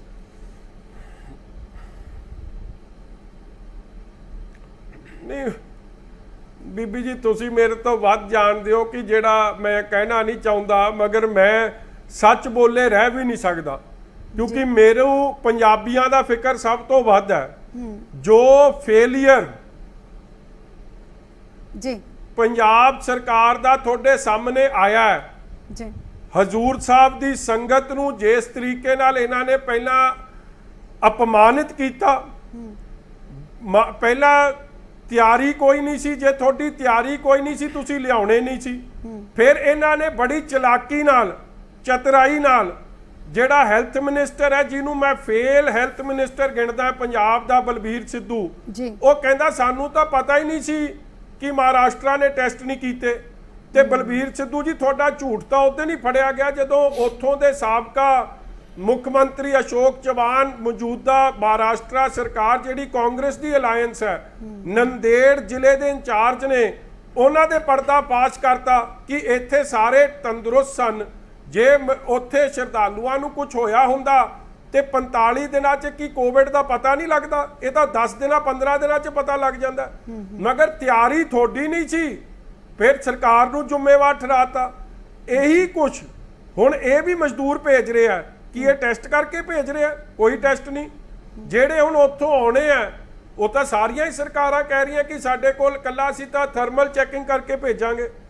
ਇਸ ਲਈ ਇਹਨਾਂ ਦੀਆਂ ਕਮਜ਼ੋਰੀਆਂ, ਇਹਨਾਂ ਦੀਆਂ ਨਲਾਇਕੀਆਂ ਦਾ ਅੱਗੇ ਪੰਜਾਬ ਤੇ ਪੰਜਾਬ ਦੇ ਲੋਕ ਬੜਾ ਵੱਡਾ ਖਾਮਿਆਜਾ ਭੁਗਤ ਰਹੇ ਆ। ਔਰ ਮੈਂ ਹਰਿਆਣਾ ਦੀ ਸਰਕਾਰ ਨੂੰ ਔਰ ਅੱਜ ਵਜ਼ੀਰ ਸਾਹਿਬ ਨਾਲ ਬੈਠੇ, ਇਹਨਾਂ ਨੇ ਸੱਚੀ ਗੱਲਾਂ ਕੀਤੀਆਂ ਨੇ ਕਿ ਤੁਸੀਂ ਕਰੋਨਾ ਦੀ ਲੜਾਈ 'ਚ ਪੰਜਾਬ ਤੇ ਹਰਿਆਣੇ ਦੇ ਨੰਬਰ ਬਰਾਬਰ ਦੇ ਸੀ। ਇਹ ਵੀ 300 ਤੇ ਖਲੋਤੇ ਸੀ, ਅਸੀਂ ਵੀ 300 ਤੇ ਖਲੋਤੇ ਸੀ। ਇਹ ਜ਼ਰੂਰ ਹੈ ਕਿ ਸਾਡਾ ਡੈਥ ਰੇਟ ਦੇਸ਼ 'ਚੋਂ ਸਭ ਤੋਂ ਹਾਈਐਸਟ ਸੀ, ਹਰਿਆਣੇ ਦਾ ਘੱਟ ਸੀ। ਉਹਦੇ ਕੀ ਕਾਰਨ ਸੀ? ਉਦੋਂ ਜਦ ਮੈਂ ਇਹ ਗੱਲਾਂ ਕਰਦਾ ਸੀ ਤੇ ਮੈਨੂੰ ਕਹਿ ਦਿੰਦੇ ਸੀ ਇਹ ਸਿਆਸਤ ਕਰਦਾ, ਮਗਰ ਇਹ ਅਸਲੀਅਤ ਦੀ ਗੱਲ ਹੈ ਕਿ ਹਰਿਆਣੇ ਦੀ ਰਿਕਵਰੀ ਰੇਟ ਅੱਜ ਕੇਰਲਾ ਤੋਂ ਬਾਅਦ ਦੂਜੇ ਨੰਬਰ ਤੇ ਪੰਜਾਬ ਦੀ ਨੈਸ਼ਨਲ ਐਵਰੇਜ ਤੋਂ ਵੀ ਘੱਟ ਹੈ, ਵਰਸਟ ਹੈ। ਤੇ ਐਡੀ ਵੱਡੀ ਗਲਤੀਆਂ, ਖਮੀ ਪੇਸ਼ੀਆਂ ਹੈਲਥ ਮਹਿਕਮਾ ਜੇ ਕਰ ਰਿਹਾ ਤੇ ਪੰਜਾਬ ਨੂੰ ਇੱਕ ਬੜੇ ਖਤਰੇ 'ਚ ਪਾ ਰਿਹਾ ਹੈ। ਔਰ ਕੈਪਟਨ ਅਮਰਿੰਦਰ ਸਿੰਘ ਨੂੰ ਜਾਗਣਾ ਚਾਹੀਦਾ। ਇਹ ਸੁੱਤੇ ਪਏ ਨਾਲ ਇਹ ਇੰਡਸਟਰੀ ਵੀ ਮਾਰ ਦੇਣਗੇ, ਲੇਬਰ ਵੀ ਚਲੀ ਜਾਊ, ਕਿਸਾਨ ਵੀ ਅੱਗੇ ਕਰਜ਼ਾਈ ਹੈ, ਹੋਰ ਕਰਜ਼ੇ ਥੱਲੇ ਚਲੇ ਜਾਊ ਔਰ ਪੰਜਾਬ ਦੀ ਇਕਨੋਮੀ ਫਿਰ ਨਹੀਂ ਚੱਲ ਸਕਣੀ। ਤੁਸੀਂ ਕਹਿ ਵੀ ਦਿਓਗੇ, ਆਰਡਰ ਦੇ ਵੀ ਦਿਓਗੇ ਇੰਡਸਟਰੀ ਚਲਾਉਣ ਦੇ, ਮਗਰ ਜੇ ਲੇਬਰ ਹੋਈ ਨਹੀਂ ਤਾਂ ਚਲਾਊ ਕੌਣ? ठीक है, Jagdeep Singh Sandhu, over to you. Vikram ji, ਜ਼ਿੰਮੇਵਾਰ ਕਿਹਨੂੰ ਮੰਨਦੇ ਹੋ? ਉੱਥੇ ਜੇ ਸਾਰੇ ਸ਼ਰਧਾਲੂ ਠੀਕ ਸੀਗੇ, ਰਸਤੇ 'ਚ ਕੀ ਰਸਤੇ 'ਚ ਆਉਂਦੇ ਉਹਨਾਂ ਨੂੰ ਕਰੋਨਾ ਹੋਇਆ, ਜਾਂ ਤੁਹਾਨੂੰ ਲੱਗਦਾ ਹੈ ਕਿ ਕਿਸੇ ਸਟੇਜ ਤੇ ਕਮਿਊਨਿਟੀ ਸਪਰੈਡਿੰਗ ਜਿਹੜੀ ਆ ਉਹ ਸ਼ਾਇਦ ਸ਼ੁਰੂ ਹੋ ਗਈ? ਕਿਉਂਕਿ ਬਹੁਤ ਸਾਰੀ ਪੰਜਾਬ 'ਚ ਟੈਸਟ ਬਹੁਤ ਘੱਟ ਹੋ ਰਿਹਾ ਔਰ ਸ਼ਾਇਦ ਜਿਹੜੀ ਸੰਗਤ ਆ ਰਹੀ ਉਹਨਾਂ ਦਾ ਟੈਸਟ ਹੋ ਰਿਹਾ, ਔਰ ਅਜਿਹਾ ਵੀ ਕਿਹਾ ਜਾ ਰਿਹਾ ਕਿ 30 ਤੋਂ ਜ਼ਿਆਦਾ ਜਿਹੜੇ ਬੱਸ ਕੰਡਕਟਰ ਔਰ ਡਰਾਈਵਰ ਸੀ ਜਿਹੜੇ ਟਰੈਵਲ ਕਰ ਰਹੇ ਸੀ ਉਹ ਵੀ ਕਰੋਨਾ ਪੋਜ਼ਿਟਿਵ ਆਏ ਹੈ। ਤੇ ਤੁਹਾਨੂੰ ਕੀ ਲੱਗਦਾ ਕਿ ਜੇ ਉੱਥੇ ਠੀਕ ਸੀ ਸੰਗਤ ਸਾਰੀ, ਪੰਜਾਬ 'ਚ ਆ ਕੇ ਕੀ ਵਜ੍ਹਾ ਹੋ ਸਕਦੀ ਕਿ ਉਹ ਜਿਹੜੇ ਇਨਫੈਕਟਡ ਹੋਏ, ਕੀ ਜਿਹੜੇ ਟੈਸਟ ਫਾਲਟੀ ਨੇ ਜਾਂ ਕੋਈ ਹੋਰ ਵਜ੍ਹਾ ਹੋ ਸਕਦੀ ਹੈ? मैं टोकना चाहूंगी मजीठिया साहब, थोड़ा जवाब लवांगे कि छोटे जे वक्फे दे लई रुकांगे। सवाल तुसीं सुनिया और जवाब लवांगे छोटे जे ब्रेक तो बाद, जल्द वापस होने। और दर्शकों दे कोलों जो सवाल पूछा गया सी, दर्शकों दे कोलों सवाल है कि मजदूरां दी घर वापसी ते सियासत वाजिब है, तां ये सवाल है, इसका जवाब का इंतजार है। और विक्रम सिंह मजीठिया नूं जो सवाल जगदीप सिंह संधू दे वल्लों भी पूछा गया, उसका जवाब ब्रेक तो बाद लवांगे।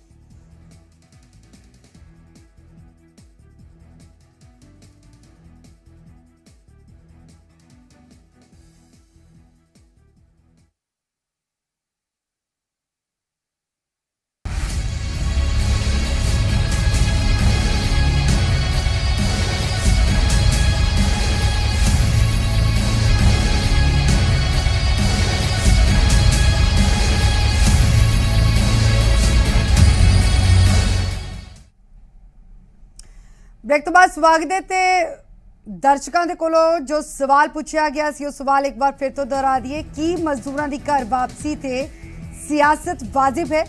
ਤੁਹਾਡੇ ਜਵਾਬ ਦਾ ਸਾਨੂੰ ਇੰਤਜ਼ਾਰ ਹੈ। ਸਾਡੇ ਨਾਲ ਸਾਡੇ ਸਾਰੇ ਮਹਿਮਾਨ ਵੀ ਜੁੜੇ ਹੋਏ ਨੇ।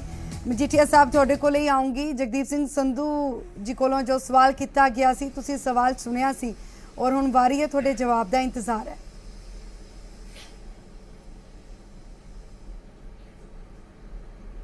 देखो जगदीप जी, सब तो पहला ये गल रियलाइज़ करनी चाहिए कि हर पंजाबी नूं अपने सूबे च वापस आउण दा अधिकार है और सानू एज पंजाबी भी साडी जिम्मेवारी बनती है, क्योंकि they are our citizen, they are our responsibility.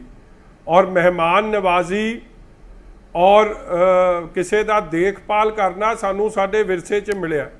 हुण तुसी वेखो हुंदा की है, 3500-4000 बंदा है जिहदी आपां गल कर रहे हैं। 3500-4000 श्रद्धालु तो पंजाब दी कांग्रेस सरकार कोलों सांभे नहीं जा रहे, ते जे करोना की गिनती किते वध गई तो फिर रब तुसी समझो की होऊगा। रब आसरा ही है काम। हुण परमिशन लैके लोकां नूं लियाउण लई बसां पंजाब सरकार ने भेजियां। मेरा पहला सवाल कि जेड़े तुसी बंदे इत्थों भेजे, मैं वो वेख्या सी दृश्य, थोड़े टीवी च ही वेख्या सी।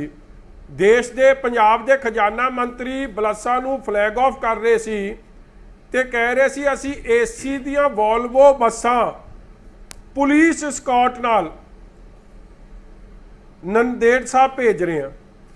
सब तो पहली जिहड़ी गाइडलाइन है ICMR दी, WHO दी, कि तुसी एसी बसां नहीं वरतनियां या घर च जे एसी भी वरतना है तो उहदे च क्रॉस वेंटिलेशन होवे।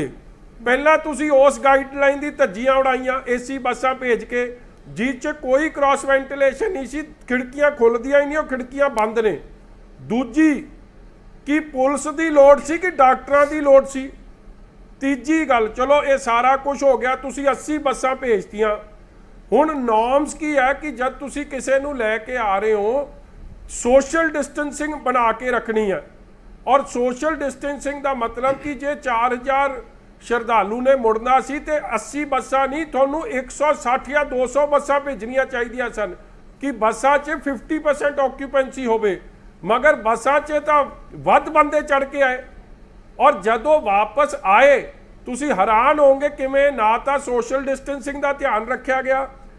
ICMR दी गाइडलाइंस कहंदियां ने कि टैंपरेचर AC का 24 तो 30 डिग्री होना चाहिए, क्रॉस वेंटिलेशन खिड़कियां खुली होनी चाहिए, टैंपरेचर 21 डिग्री रखा गया। फिर जब उन्होंने लैके रैड जोन चो लैके आए, जेड़ा करोना दा मोस्ट इन्फेक्टेड जोन सी, उत्थों लैके आए। फिर जब वापस ले आए उन्होंने क्वारंटीन करन दी जगह उन्होंने घर भेजता। फिर उन्होंने पुलिस भेज के घेर के उन्होंने क्वारंटीन सेंटर्स च लैके आए। जेड़े क्वारंटीन सेंटर्स बनाए सी उन्हां दी हालात तुसी वेख ले, ना पीण दा पानी, बच्चे छोटे छोटे बच्चियां बच्चे, ना उन्होंने पानी मिले, ना उन्होंने साफ बाथरूम मिले, ना उत्थे कोई सोशल डिस्टेंसिंग। जेड़ा गुरु घर नूं मनण वाला उहनूं तुसी किथे डेरे च रखदे हो। मैं किसी डेरे या किसी होर गल नहीं, मगर भावना सब दी, ਉਹਦੀ ਭਾਵਨਾ ਵੇਖੋ ਕਿੱਥੋਂ ਆਇਆ। ਤਖਤ ਹਜ਼ੂਰ ਸਾਹਿਬ 'ਚ ਮੱਥਾ ਟੇਕ ਕੇ ਆਇਆ, ਗੁਰੂ ਗੋਬਿੰਦ ਸਿੰਘ ਜੀ ਸੱਚੇ ਪਾਤਸ਼ਾਹ ਦੇ ਚਰਨ ਪਰਸ ਕੇ ਆਇਆ, ਤੇ ਤੁਸੀਂ ਉਹਨੂੰ ਕਿਹੜੇ ਹਾਲਾਤਾਂ 'ਚ ਰੱਖ ਰਹੇ ਹੋ? ਤਿਆਰੀ ਕੋਈ ਨਹੀਂ। ਔਰ ਅੱਜ ਤੱਕ ਟੈਸਟ ਜਿਹੜੇ ਹੋ ਰਹੇ ਆ ਹਾਲੇ ਤੱਕ ਉਹਨਾਂ ਦੇ ਰਿਜ਼ਲਟ ਕੋਈ ਨਹੀਂ। ਟੈਸਟ ਦਾ ਰਿਜ਼ਲਟ ਇਹਨਾਂ ਦਾ 7-7 ਦਿਨ ਨਹੀਂ ਆ ਰਿਹਾ। ਮੇਰੇ ਸਾਹਮਣੇ ਦਾ ਇੱਕ ਉਦਾਹਰਣ ਹੈ, ਇੱਕ ਦਾਦਾ ਦਾਦੀ, ਉਹਦੇ 2 ਬੇਟੇ ਤੇ ਉਹਦੀਆਂ ਨੂੰਹਾਂ ਤੇ ਉਹਦੇ ਬੱਚੇ। उन्होंने पहला कहते थोड़े चो 3 पॉजिटिव है, फिर कहते नहीं जी 6 पॉजिटिव है, फिर बच्चे के मापिया पॉजिटिव करता, 10 महीने के बच्चे कहता नहीं ये नैगेटिव है। जेड़ा बच्चा माँ तो दुध पी रहा है ਜਾਂ ਮਾਂ ਉਹਨੂੰ ਰੋਟੀ ਖਵਾਉਂਦੀ ਹੈ ਉਹ ਕਿਵੇਂ ਬਚ ਗਿਆ। ਫਿਰ ਕਹਿੰਦੇ ਚੰਗਾ ਸੀ ਸੋਚ ਲਈਏ, ਸੋਚਣ ਤੋਂ ਬਾਅਦ ਕਹਿੰਦੇ ਚੰਗਾ ਇਹ ਵੀ ਪੋਜ਼ਿਟਿਵ ਹੈ।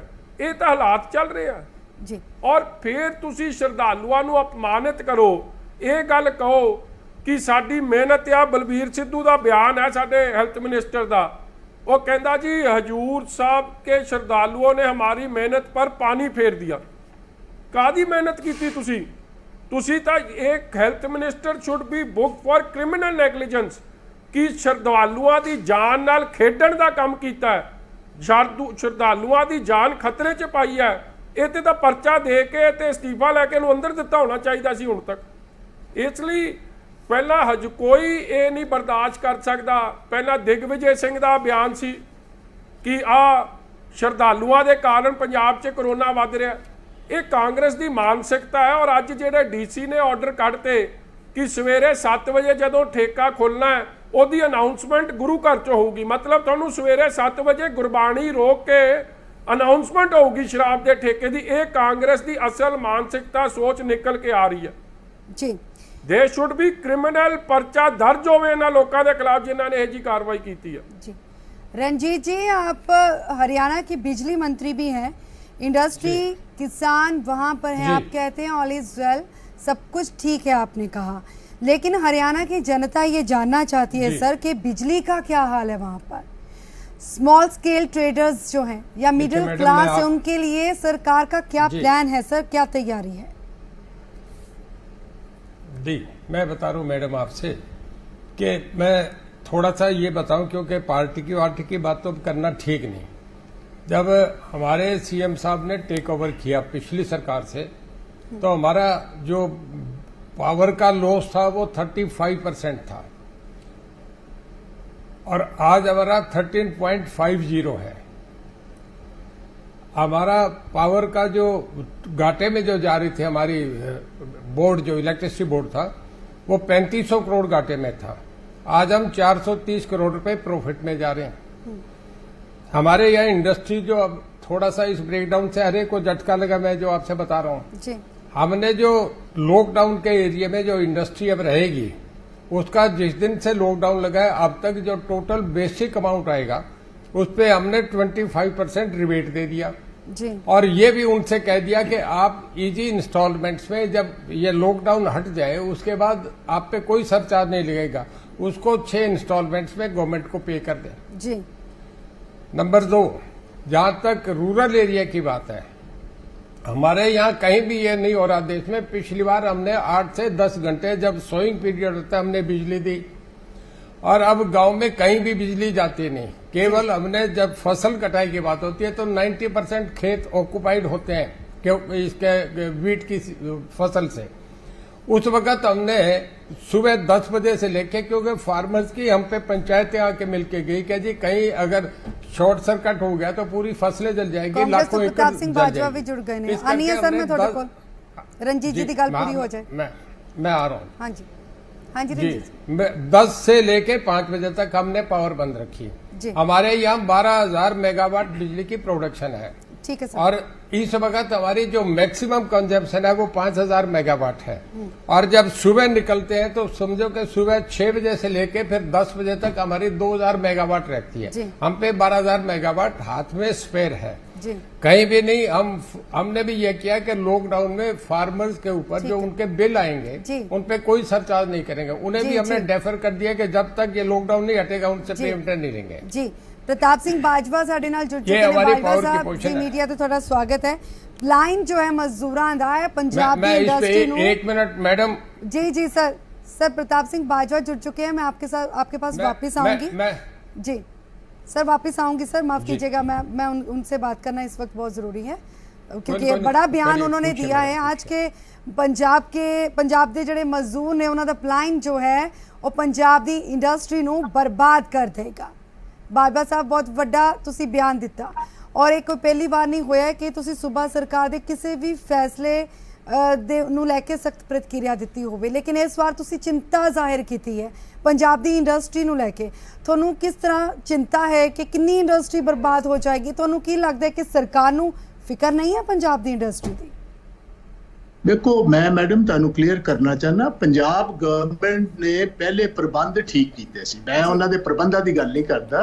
मैं जिहड़ी अज चिट्ठी लिखी है कैप्टन अमरिंदर सिंह नू ਉਹਦੇ ਵਿੱਚ ਮੈਂ ਗੱਲ ਕਹੀ ਹੈ ਕਿ ਮਜ਼ਦੂਰਾਂ ਦਾ ਫੰਡਾਮੈਂਟਲ ਰਾਈਟ ਹੈ ਆਪਣੇ ਘਰਾਂ ਜਾਣਾ, ਇਹ ਕੋਈ ਦੋ ਰਾਏ ਨਹੀਂ, ਅਸੀਂ ਧੱਕੇ ਨਾਲ ਨਹੀਂ ਰੱਖ ਸਕਦੇ। ਬਟ ਜਦੋਂ ਕੈਪਟਨ ਅਮਰਿੰਦਰ ਸਿੰਘ ਜੀ ਨੇ ਮਾਰਚ ਦੇ ਵਿੱਚ ਲੋਕਡਾਊਨ ਲਗਾਇਆ ਪੰਜਾਬ 'ਚ, ਸਾਰਿਆਂ ਨੂੰ ਪਹਿਲੀ ਸਟੇਟ ਸੀ ਹਿੰਦੁਸਤਾਨ ਦੀ, ਉਦੋਂ ਵੀ ਉਹ ਗੱਲ ਕਰਦੇ ਸੀ ਕਿ ਬਿਮਾਰੀ ਜਿਹੜੀ ਹੈ ਜੂਨ ਜੁਲਾਈ ਤੱਕ ਚੱਲਣੀ ਹੈ, ਸਾਨੂੰ ਪਤਾ ਸੀ 3-4 ਮਹੀਨੇ ਲੱਗਣੇ। ਉਹ ਵਕਤ ਸੀ ਜਦੋਂ ਮਜ਼ਦੂਰਾਂ ਨੂੰ ਘੱਲਿਆ ਜਾ ਸਕਦਾ ਸੀ, ਉਨੀ ਬੇਚੈਨੀ ਨਹੀਂ ਸੀ, ਉਹਨਾਂ ਖੌਫ ਨਹੀਂ ਸੀ ਮਜ਼ਦੂਰਾਂ 'ਚ। ਉਦੋਂ ਅਸੀਂ ਰਹਿਣ ਦਾ ਪ੍ਰਬੰਧ ਵੀ ਕੀਤਾ, ਉਹਨਾਂ ਦੀ ਰੋਟੀ ਪਾਣੀ ਦਾ ਵੀ ਕੀਤਾ, ਉਹਨਾਂ ਦੇ ਮੈਡੀਕਲ ਦਾ ਪ੍ਰਬੰਧ ਵੀ ਕੀਤਾ। ਤੇ ਅੱਜ ਜਦੋਂ ਇੰਡਸਟਰੀ ਖੋਲਣ ਦੀ ਗੱਲ ਕਰਨ ਦਾ ਵਕਤ ਆਇਆ ਤੇ ਅੱਜ ਅਸੀਂ ਉਹਨਾਂ ਦੀਆਂ ਗੱਡੀਆਂ ਚਿੱਠੀਆਂ ਲਿਖ ਰਹੇ ਹਾਂ ਪ੍ਰਧਾਨ ਮੰਤਰੀ ਜੀ ਨੂੰ ਕਿ ਉਹਨਾਂ ਨੂੰ ਛੇਤੀ 50 ਗੱਡੀਆਂ ਦਾ ਪ੍ਰਬੰਧ ਕਰੋ, ਇਹਨਾਂ ਨੂੰ ਵਾਪਸ ਘੱਲੀਏ। ਤੁਸੀਂ ਮੈਨੂੰ ਦੱਸੋ ਕਿ ਜੇ ਇਹ ਵਾਪਸ ਚਲੇ ਗਏ, ਐਂਡ ਮੈਂ ਸਾਰੇ ਇੰਡਸਟਰੀਅਲਿਸਟ ਨਾਲ ਗੱਲ ਕੀਤੀ ਹੈ, ਲੁਧਿਆਣਾ, ਗੋਬਿੰਦਗੜ੍ਹ, ਬਟਾਲਾ, ਅੰਮ੍ਰਿਤਸਰ, ਜਲੰਧਰ, ਸਾਰਿਆਂ ਦਾ ਕਹਿਣਾ ਕਿ 70% ਦੀ ਇਹ ਜਿਹੜੀ ਮਾਈਗ੍ਰੇਟਰੀ ਲੇਬਰ ਹੈ, ਇਹ ਲੇਬਰ ਕਰ ਰਹੀ ਹੈ ਪੰਜਾਬ ਦੀਆਂ ਫੈਕਟਰੀਆਂ। ਐਂਡ ਇਹ ਸਾਰੇ ਮੈਡਮ ਸਕਿਲਡ ਲੇਬਰ ਹੈ, ਦੇ ਆਰ ਨਾਟ ਅਨਸਕਿਲਡ। ਇਹ ਕੋਈ ਪੱਠੇ ਪਾਣ ਵਾਲੇ ਨਹੀਂ, ਜਾਂ ਇਹ ਨਹੀਂ ਹੈ ਕਿ ਕੋਈ ਤੂੜੀ ਦਾ ਕੰਮ ਜਾਂ ਪੱਠੇ ਪਾਣ ਦਾ ਕੰਮ ਇਹ ਕਰਨ ਕਿ ਜਿਹਨੂੰ ਮਰਜ਼ੀ ਲੈ ਆਓ ਤੇ ਕੰਮ ਕਰਾ ਲਓ। They are very very skilled people, ਜਿਨ੍ਹਾਂ ਦਾ ਤਜਰਬਾ 10-10, 15-15, 20-20 ਸਾਲ ਦਾ ਹੋਜ਼ਰੀ ਦੀ ਇੰਡਸਟਰੀ 'ਚ, ਫਾਊਂਡਰੀ ਦੀ ਇੰਡਸਟਰੀ 'ਚ, ਬਾਕੀ ਇੰਡਸਟਰੀ। ਮੇਰਾ ਕੈਪਟਨ ਸਾਹਿਬ ਨੂੰ ਇਹ ਸੁਝਾਅ ਸੀ ਕਿ ਕੈਪਟਨ ਸਾਹਿਬ ਤੁਸੀਂ ਜਦੋਂ ਇਹ ਫੈਸਲਾ ਲਿਆ ਐਡਾ ਵੱਡਾ, ਜਦੋਂ ਅਸੀਂ ਲੱਖਾਂ ਬੰਦਿਆਂ ਨੂੰ ਕਹਿਤਾ ਵਾਪਸ ਚਲੇ ਜਾਓ, ਪਿੱਛੋਂ ਕੰਮ ਕੌਣ ਕਰੇਗਾ ਇੰਡਸਟਰੀ ਦਾ? ਜੀ ਇੰਡਸਟਰੀ ਤੇ ਪਹਿਲੇ ਬੈਠ ਚੁੱਕੀ। ਜੇ 1 ਸਾਲ ਇਹ ਮਜ਼ਦੂਰ ਹੁਣ ਵਾਪਸ ਨਾ ਆਏ ਤੇ ਇੰਡਸਟਰੀ ਤਾਂ ਦੂਜੇ ਸਾਲ ਚੱਲਣੀ ਨਹੀਂ ਪੰਜਾਬ 'ਚ। ਮਜ਼ਦੂਰ ਪਰੇਸ਼ਾਨ ਨੇ ਕਿ ਖਾਣ ਨੂੰ ਨਹੀਂ ਹੈ, ਆਪਣੇ ਬੱਚਿਆਂ ਨੂੰ ਭੁੱਖੇ ਸੌਂਦਾ ਉਹ ਦੇਖਦੇ ਨੇ। ਮਜ਼ਦੂਰਾਂ ਤੱਕ, ਜ਼ਰੂਰਤਮੰਦਾਂ ਤੱਕ ਰਾਸ਼ਨ ਕਿਉਂ ਨਹੀਂ ਪਹੁੰਚ ਪਾ ਰਿਹਾ? ਸਰ, ਸਾਨੂੰ ਇਹ ਸਵਾਲ ਦਾ ਜਵਾਬ ਨਹੀਂ ਮਿਲ ਪਾ ਰਿਹਾ। ਮੇਰੀ ਬੇਨਤੀ ਸੁਣ ਲਓ, ਰਾਸ਼ਨ ਰੂਸ਼ਨ ਸਾਰਿਆਂ ਕੋ ਪਹੁੰਚਿਆ, ਜਿਹੜੀ ਗੱਲ ਸਹੀ ਉਹ ਆਪਾਂ ਗੱਲ ਕਰੀਏ। ਰਾਸ਼ਨ ਦੀ ਕਮੀ ਨਹੀਂ ਹੈ, ਲੋਕ ਦਿਲ ਛੱਡ ਗਏ। ਪਿੱਛੇ ਕੁਝ ਵਾਕਿਆ ਹੋਇਆ ਸੀ, ਮੇਰੇ ਇੱਕ ਮੈਂਬਰ ਆਫ ਪਾਰਲੀਮੈਂਟ ਦੋਸਤ ਨੇ ਬਿਹਾਰ ਦੇ ਆਰਜੇਡੀ ਦੇ ਮਿਸਟਰ ਮਨੋਜ ਝਾ, ਉਹਨਾਂ ਨੇ ਮੈਨੂੰ ਅੱਜ ਤੋਂ 5 ਦਿਨ ਪਹਿਲੇ ਕਾਲ ਕਰਕੇ ਕਿਹਾ ਕਿ ਬਾਜਵਾ ਸਾਹਿਬ ਸਾਡੇ ਬਿਹਾਰ ਦਾ ਇੱਕ ਲੇਬਰਰ ਅੰਮ੍ਰਿਤਸਰ, ਉਹਦੀ ਡੈਥ ਹੋ ਗਈ, ਉਹਦੇ ਜਿਸਮ ਨੂੰ ਵਾਪਸ ਨਹੀਂ ਆਉਣ ਦੇ ਰਹੇ ਤੇ ਹਾਰਟ ਅਟੈਕ ਨਾਲ ਡੈਥ ਹੋਈ ਸੀ। ਕਿਰਪਾ ਕਰਕੇ ਉਹਨਾਂ ਦੇ ਫੈਮਿਲੀ ਮੈਂਬਰਸ ਐਂਬੂਲੈਂਸ ਦਾ ਪ੍ਰਬੰਧ ਕੀਤਾ, ਬਿਹਾਰ ਲੈ ਕੇ ਜਾਣਾ ਚਾਹੁੰਦੇ। ਮੈਂ ਡਿਪਟੀ ਕਮਿਸ਼ਨਰ ਨਾਲ ਗੱਲ ਕੀਤੀ, ਉਹ ਮੈਨੂੰ ਕਹਿਣ ਲੱਗੇ ਜੀ ਕਿ ਚੀਫ ਸੈਕਟਰੀ ਦੀ ਮੈਨੂੰ ਇਹ ਇਤਲਾਹ ਆਈ ਹੈ ਕਿ ਅਸੀਂ ਵਾਪਸ ਨਹੀਂ ਕਿਸੇ ਨੂੰ ਵੀ ਜਾਣਦਾ, ਇੰਟਰ ਸਟੇਟ ਮੂਵਮੈਂਟ ਹੈ ਨਹੀਂ, ਇਹਦਾ ਸਾਰਾ ਖਰਚਾ ਅਸੀਂ ਕਰਾਂਗੇ, ਉਹ ਬਟ ਬਾਡੀ ਨਹੀਂ ਜਾਏਗੀ।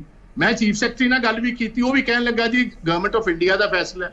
ਹੁਣ ਲੋਕਾਂ ਵਿੱਚ ਬੇਚੈਨੀ ਹੈ, ਲੋਕਾਂ ਵਿੱਚ ਡਰ ਖੌਫ ਹੈ ਕਿ ਇਹ ਬਿਮਾਰੀ ਇਹੋ ਜੀ ਪਤਾ ਨਹੀਂ ਅਸੀਂ ਬਚਣਾ ਕਿ ਨਹੀਂ ਬਚਣਾ। ਜੇ ਕਿਸੇ ਨੇ ਪੂਰੇ ਹੀ ਹੋਣਾ ਤੇ ਆਪਣੇ ਪਿੰਡ ਜਾ ਕੇ ਇਹ ਖੌਫ ਵੀ ਤਾਂ ਇਹ ਖੌਫ ਨੂੰ ਦੂਰ ਕਰਨ ਦੀ ਜ਼ਿੰਮੇਵਾਰੀ ਤਾਂ ਪੰਜਾਬ ਸਰਕਾਰ ਦੀ ਹੁੰਦੀ ਹੈ ਨਾ ਸੰਧੂ ਜੀ। ਮੈਂ ਮੈਡਮ ਤੁਹਾਡੇ ਨਾਲ ਇਹੀ ਬੇਨਤੀ ਕਰ ਰਹੇ ਹਾਂ, ਅੱਜ ਵੀ ਮੈਂ ਕੈਪਟਨ ਅਮਰਿੰਦਰ ਸਿੰਘ ਨੂੰ ਇਹੀ ਗੁਜ਼ਾਰਿਸ਼ ਕਰਨ ਲੱਗਾ, ਤੁਸੀਂ ਜਿੰਨੀ ਐਸੋਸੀਏਸ਼ਨਸ ਨੇ ਇੰਡਸਟਰੀਜ਼ ਦੀਆਂ ਉਹਨਾਂ ਨਾਲ ਗੱਲ ਕਰੋ, ਉਹਨਾਂ ਦੇ ਮਾਲਕਾਂ ਨਾਲ ਗੱਲ ਕਰੋ। ਤੁਸੀਂ ਇੱਕ ਸੁਝਾਅ ਵੀ ਹੈ ਮੇਰਾ, ਅਜੇ ਵੀ ਸੁਝਾਅ ਹੈ। ਬਿਲਕੁਲ, ਸਮਾਲ ਇੰਡਸਟਰੀ ਜੋ ਹੈ ਪਰੇਸ਼ਾਨ ਹੈ, ਸਮਾਲ ਟ੍ਰੇਡਰਸ ਪਰੇਸ਼ਾਨ ਹੈ, ਮਿਡਲ ਕਲਾਸ ਪਰੇਸ਼ਾਨ ਹੈ। ਸਰਕਾਰ ਦਾ ਕੀ ਪਲਾਨ ਹੈ ਸਰ? ਇੱਕ ਮਿੰਟ ਮੇਰੀ ਗੁਜ਼ਾਰਿਸ਼ ਸੁਣ ਲਓ, 2 ਮਿੰਟ ਬੜਾ ਇੰਪੋਰਟੈਂਟ ਹੈ। ਗਵਰਨਮੈਂਟ ਆਫ ਪੰਜਾਬ ਨੂੰ ਮੈਂ ਸੁਝਾਅ ਦੇਣਾ ਚਾਹਨਾ ਕਿ ਤੁਸੀਂ ਇੱਕ ਕੰਮ ਕਰੋ, ਤੁਸੀਂ ਇੰਡਸਟਰੀ ਦੇ ਮਾਲਕਾਂ ਨੂੰ ਇਕੱਠਿਆਂ ਕਰ ਲਓ, ਉਹਨਾਂ ਦਾ ਇਹਨਾਂ ਵਰਕਰਸ ਦੇ ਨਾਲ ਬਿਲਕੁਲ ਪਰਿਵਾਰ ਦੇ ਮੈਂਬਰਾਂ ਵਾਲਾ ਪ੍ਰਬੰਧ ਹੈ। ਸਰ, ਇਹ ਸੁਝਾਅ ਤੁਸੀਂ ਚਿੱਠੀ 'ਚ ਲਿਖਿਆ ਸੀ, ਤੁਸੀਂ ਅੱਜ ਤੋਂ ਪਹਿਲਾਂ ਵੀ ਜਿੰਨੇ ਵੀ ਸੁਝਾਅ ਦਿੱਤੇ ਆ ਤੁਸੀਂ ਇਸੇ ਤਰ੍ਹਾਂ ਦਿੱਤੇ ਨੇ ਸਰ। ਮੇਰੀ ਪਹਿਲੇ ਮੈਡਮ ਮੇਰੀ 2 ਮਿੰਟ ਗੱਲ ਤੇ ਸੁਣ ਲਓ ਕਿ ਸਹੀ ਕੰਨਾਂ ਤੱਕ ਤੇ ਪਹੁੰਚ ਜਾ, ਤੁਹਾਡੇ ਜ਼ਰੀਏ ਪਹੁੰਚ ਜਾਏ। ਬਾਕੀ ਤਾਂ ਪਤਾ ਨਹੀਂ ਸਾਡੀ ਗੱਲ ਪਹੁੰਚਣੀ ਕਿ ਨਹੀਂ, ਤੁਸੀਂ ਤੁਹਾਡੇ ਜ਼ਰੀਏ ਸਹੀ ਕੰਨਾਂ ਤੱਕ ਗੱਲ ਪਹੁੰਚ ਜਾਏ। ਮੈਂ ਇਹ ਗੱਲ ਪਹੁੰਚਾਉਣਾ ਚਾਹਨਾ ਕਿ ਤੁਸੀਂ ਇੰਡਸਟਰੀ ਦੇ ਮਾਲਕਾਂ ਨਾਲ ਗੱਲ ਕਰੋ, ਜਿੰਨੇ ਮਜ਼ਦੂਰ ਨੇ ਉਹਨਾਂ ਨੂੰ ਕਹੋ ਜੀ ਤੁਸੀਂ ਆਪਣੇ ਪੇਰੈਂਟਸ ਨੂੰ, ਆਪਣੇ ਬੱਚਿਆਂ ਨੂੰ ਅਜੇ ਘਲਾ ਦਿਓ ਪਿੰਡ, ਤੁਸੀਂ ਅਜੇ 5-7 ਮਹੀਨੇ ਟਿਕ ਜਾਓ, ਜੋ ਇੰਡਸਟਰੀ ਚੱਲ ਜਾਏਗੀ ਅਸੀਂ ਵਾਰੀ-ਵਾਰੀ ਕਰਕੇ ਤੁਹਾਨੂੰ ਛੁੱਟੀ ਦੇ ਦਾਂਗੇ। ਠੀਕ ਹੈ। ਸਾਰੇ ਜਿਹੜੇ ਮਜ਼ਦੂਰ, ਜਿਹੜੀ ਸਕਿਲਡ ਲੇਬਰ ਉਹ ਇੱਥੇ ਰਹਿ ਜੇ, ਬਾਕੀ ਆਪਣੇ ਬੱਚੇ, ਆਪਣੇ ਪੇਰੈਂਟਸ, ਜੇ ਕਿਸੇ ਨੇ ਆਪਣੀ ਵਾਈਫ ਨੂੰ 5-10 ਦਿਨ ਵਾਸਤੇ ਘੱਲਿਆ, ਬੱਚਿਆਂ ਨੂੰ ਛੱਡਿਆ ਤੇ ਵਾਪਸ ਆ ਗਏ ਜੀ। ਸਕਿਲਡ ਲੇਬਰ ਵੀ ਜੇ ਨਾਲ ਚਲੀ ਗਈ ਤਾਂ ਬਿਲਕੁਲ ਪੰਜਾਬ ਦੀ ਇੰਡਸਟਰੀ ਨਹੀਂ ਆ ਸਕੇਗੀ। ਹੈਲੋ ਬਾਜਵਾ ਸਾਹਿਬ, ਕਰਨਾਟਕਾ ਔਰ ਗੋਆ ਦੀਆਂ ਸਰਕਾਰਾਂ ਨੇ ਡਿਸੀਜਨ ਲਿਆ ਹੈ ਕਿ ਜਿਹੜੀ ਲੇਬਰ ਇੱਥੋਂ ਪਲਾਇਨ ਕਰ ਰਹੀ ਹੈ ਉਹਨੂੰ ਰੋਕਿਆ ਜਾਵੇ। ਲੱਗਦਾ ਕਿ ਪੰਜਾਬ ਸਰਕਾਰ ਨੂੰ ਵੀ ਕੁਝ ਅਜਿਹਾ ਪਲਾਨ ਕਰਨਾ ਚਾਹੀਦਾ ਸੀ, ਮਜ਼ਦੂਰਾਂ ਨੂੰ ਸਮਝਾਇਆ ਜਾਂਦਾ ਵੀ ਤੁਹਾਡੇ ਖਾਣੇ ਦੀ ਅਸੀਂ ਜੋ ਵੀ ਲੋੜ ਅਸੀਂ ਪੂਰੀ ਕਰਾਂਗੇ ਔਰ ਤੁਸੀਂ ਇੱਥੋਂ ਨਾ ਜਾਓ। ਸੰਧੂ ਸਾਹਿਬ 110% ਅੱਜ ਵੀ ਇਹਨਾਂ ਨੂੰ ਇਹੀ ਕਰਨਾ ਚਾਹੀਦਾ ਜੋ ਕਰਨਾਟਕਾ ਦੇ ਸੀਐਮ ਨੇ ਕੀਤਾ। ਬੜੀ ਅੱਛੀ ਗੱਲ ਕੀਤੀ ਹੈ। ਉਹਨੂੰ ਸਾਰੇ ਜਿਹੜੇ ਉਥੋਂ ਦੀ ਕੰਸਟਰਕਸ਼ਨ ਲੌਬੀ ਹੈ, ਉਥੋਂ ਦੇ ਕੰਸਟਰਕਸ਼ਨ ਦੇ ਲੀਡਰਸ ਜਿਹੜੇ ਨੇ, ਉਥੋਂ ਦੇ ਇੰਡਸਟਰੀਅਲਿਸਟ ਜਾ ਕੇ ਮਿਲੇ ਕਿ ਚੀਫ ਮਿਨਿਸਟਰ ਸਾਹਿਬ ਜੇ ਟ੍ਰੇਨਸ ਤੇ ਬੈਠ ਕੇ ਚਲੇ ਗਏ, ਪੰਜਾਬ ਦੇ ਵਿੱਚ 12-13 ਲੱਖ ਆਦਮੀ ਹੈ, ਕਰਨਾਟਕਾ 'ਚ ਸਵਾ ਕਰੋੜ 1.5 ਕਰੋੜ ਆਦਮੀ, ਉਹ ਕਹਿੰਦੇ ਜੇ ਚਲੇ ਗਏ ਤੇ ਪਿੱਛੋਂ ਕੰਮ ਕਿਹਨੇ ਕਰਨਾ? ਜਿਸ ਤਰ੍ਹਾਂ ਮੈਂ ਤੁਹਾਨੂੰ ਕਹਿਣਾ ਚਾਹੁੰਦਾ, ਇਸ ਤੋਂ ਬਾਅਦ ਸਾਡੀ ਝੋਨੇ ਦੀ ਫਸਲ ਆਣੀ ਹੈ, ਝੋਨਾ ਕਿਹਨੇ ਲਾਣਾ ਹੈ? ਜ਼ਿਮੀਂਦਾਰਾਂ ਦੇ, ਸਾਡੇ ਕਿਸਾਨਾਂ ਦੇ ਮੁੰਡੇ ਤੇ ਹਟ ਕੇ ਕੰਮ ਕਰਨ ਤੋਂ। ਚਲੋ ਆਪਾਂ ਮਜਬੂਰੀ ਨਾਲ ਕਹਿ ਸਕਦੇ ਹਾਂ ਕਿ ਝੋਨਾ ਉਹਨਾਂ ਨੂੰ ਮਜਬੂਰੀ ਨਾਲ ਵੀ ਲਾਣਾ ਪੈ ਜਾਏਗਾ, ਮੈਂ ਬਿਲਕੁਲ ਸਹਿਮਤ ਹਾਂ। ਜਿੱਥੇ ਇਹ 1 ਏਕੜ ਦੇ ਵਿੱਚ 2000 ਰੁਪਇਆ ਜਾਂ 3000 ਰੁਪਇਆ ਝੋਨੇ ਦੀ ਲਵਾਈ ਲੈਂਦੇ, ਇਹ 10000 ਨੂੰ ਜਾਣੀ ਹੈ, ਜ਼ਿਮੀਂਦਾਰ ਵਾਸਤੇ ਮਹਿੰਗਾ ਪੈ ਜਾਣਾ। ਉਧਰ ਹੁਣੇ ਸੈਂਟਰ ਦੀ ਸਰਕਾਰ ਨੇ ਰੇਟ ਕੱਲ ਦੇ ਪੈਟਰੋਲ ਦੇ ਤੇ ਡੀਜ਼ਲ ਦੇ ਵਧਾਤੇ ਤੇ ਸੂਬੇ ਨੇ ਵਧਾਤੇ ਨੇ, ਲੋਕਾਂ ਦਾ ਤੇ ਕਚੂੰਬਰ ਹਰ ਪਾਸੇ ਮੈਂ ਬੀਬੀ ਜੀ ਕੁਝ ਕਹਿ ਰਿਹਾ ਜੀ। ਮਾਫ ਕਰਨਾ, ਮੈਂ ਟੋਕਣਾ ਚਾਹੂੰਗੀ ਸਾਰਿਆਂ ਨੂੰ, ਸਾਰੇ ਮਹਿਮਾਨਾਂ ਦਾ ਬਹੁਤ ਬਹੁਤ ਸ਼ੁਕਰੀਆ। ਟਾਈਮ ਇਜਾਜ਼ਤ ਨਹੀਂ ਦੇ ਰਿਹਾ, ਵਾਈਂਡ ਅਪ ਕਰਨ ਦਾ ਟਾਈਮ ਹੋ ਗਿਆ, ਔਰ ਸਾਰਿਆਂ ਨੇ ਆਪਣੇ ਸੁਝਾਅ ਵੀ ਦਿੱਤੇ ਨੇ। ਤੁਹਾਡਾ ਬਹੁਤ ਬਹੁਤ ਸ਼ੁਕਰੀਆ ਸਾਰੇ ਮਹਿਮਾਨਾਂ ਦਾ ਸਾਡੇ ਨਾਲ ਜੁੜਨ ਲਈ। ਦਰਸ਼ਕਾਂ ਨੂੰ ਜੋ ਸਵਾਲ ਪੁੱਛਿਆ ਗਿਆ ਸੀ ਕਿ ਮਜ਼ਦੂਰਾਂ ਦੀ ਘਰ ਵਾਪਸੀ ਤੇ ਸਿਆਸਤ ਵਾਜਿਬ ਹੈ, ਤੇ ਇਸ ਦਾ ਜਵਾਬ ਆਇਆ ਹੈ नहीं। 68% लोग कहते ने बिल्कुल सियासत अजिही वाजिब नहीं है, 32% कहते ने वाजिब है।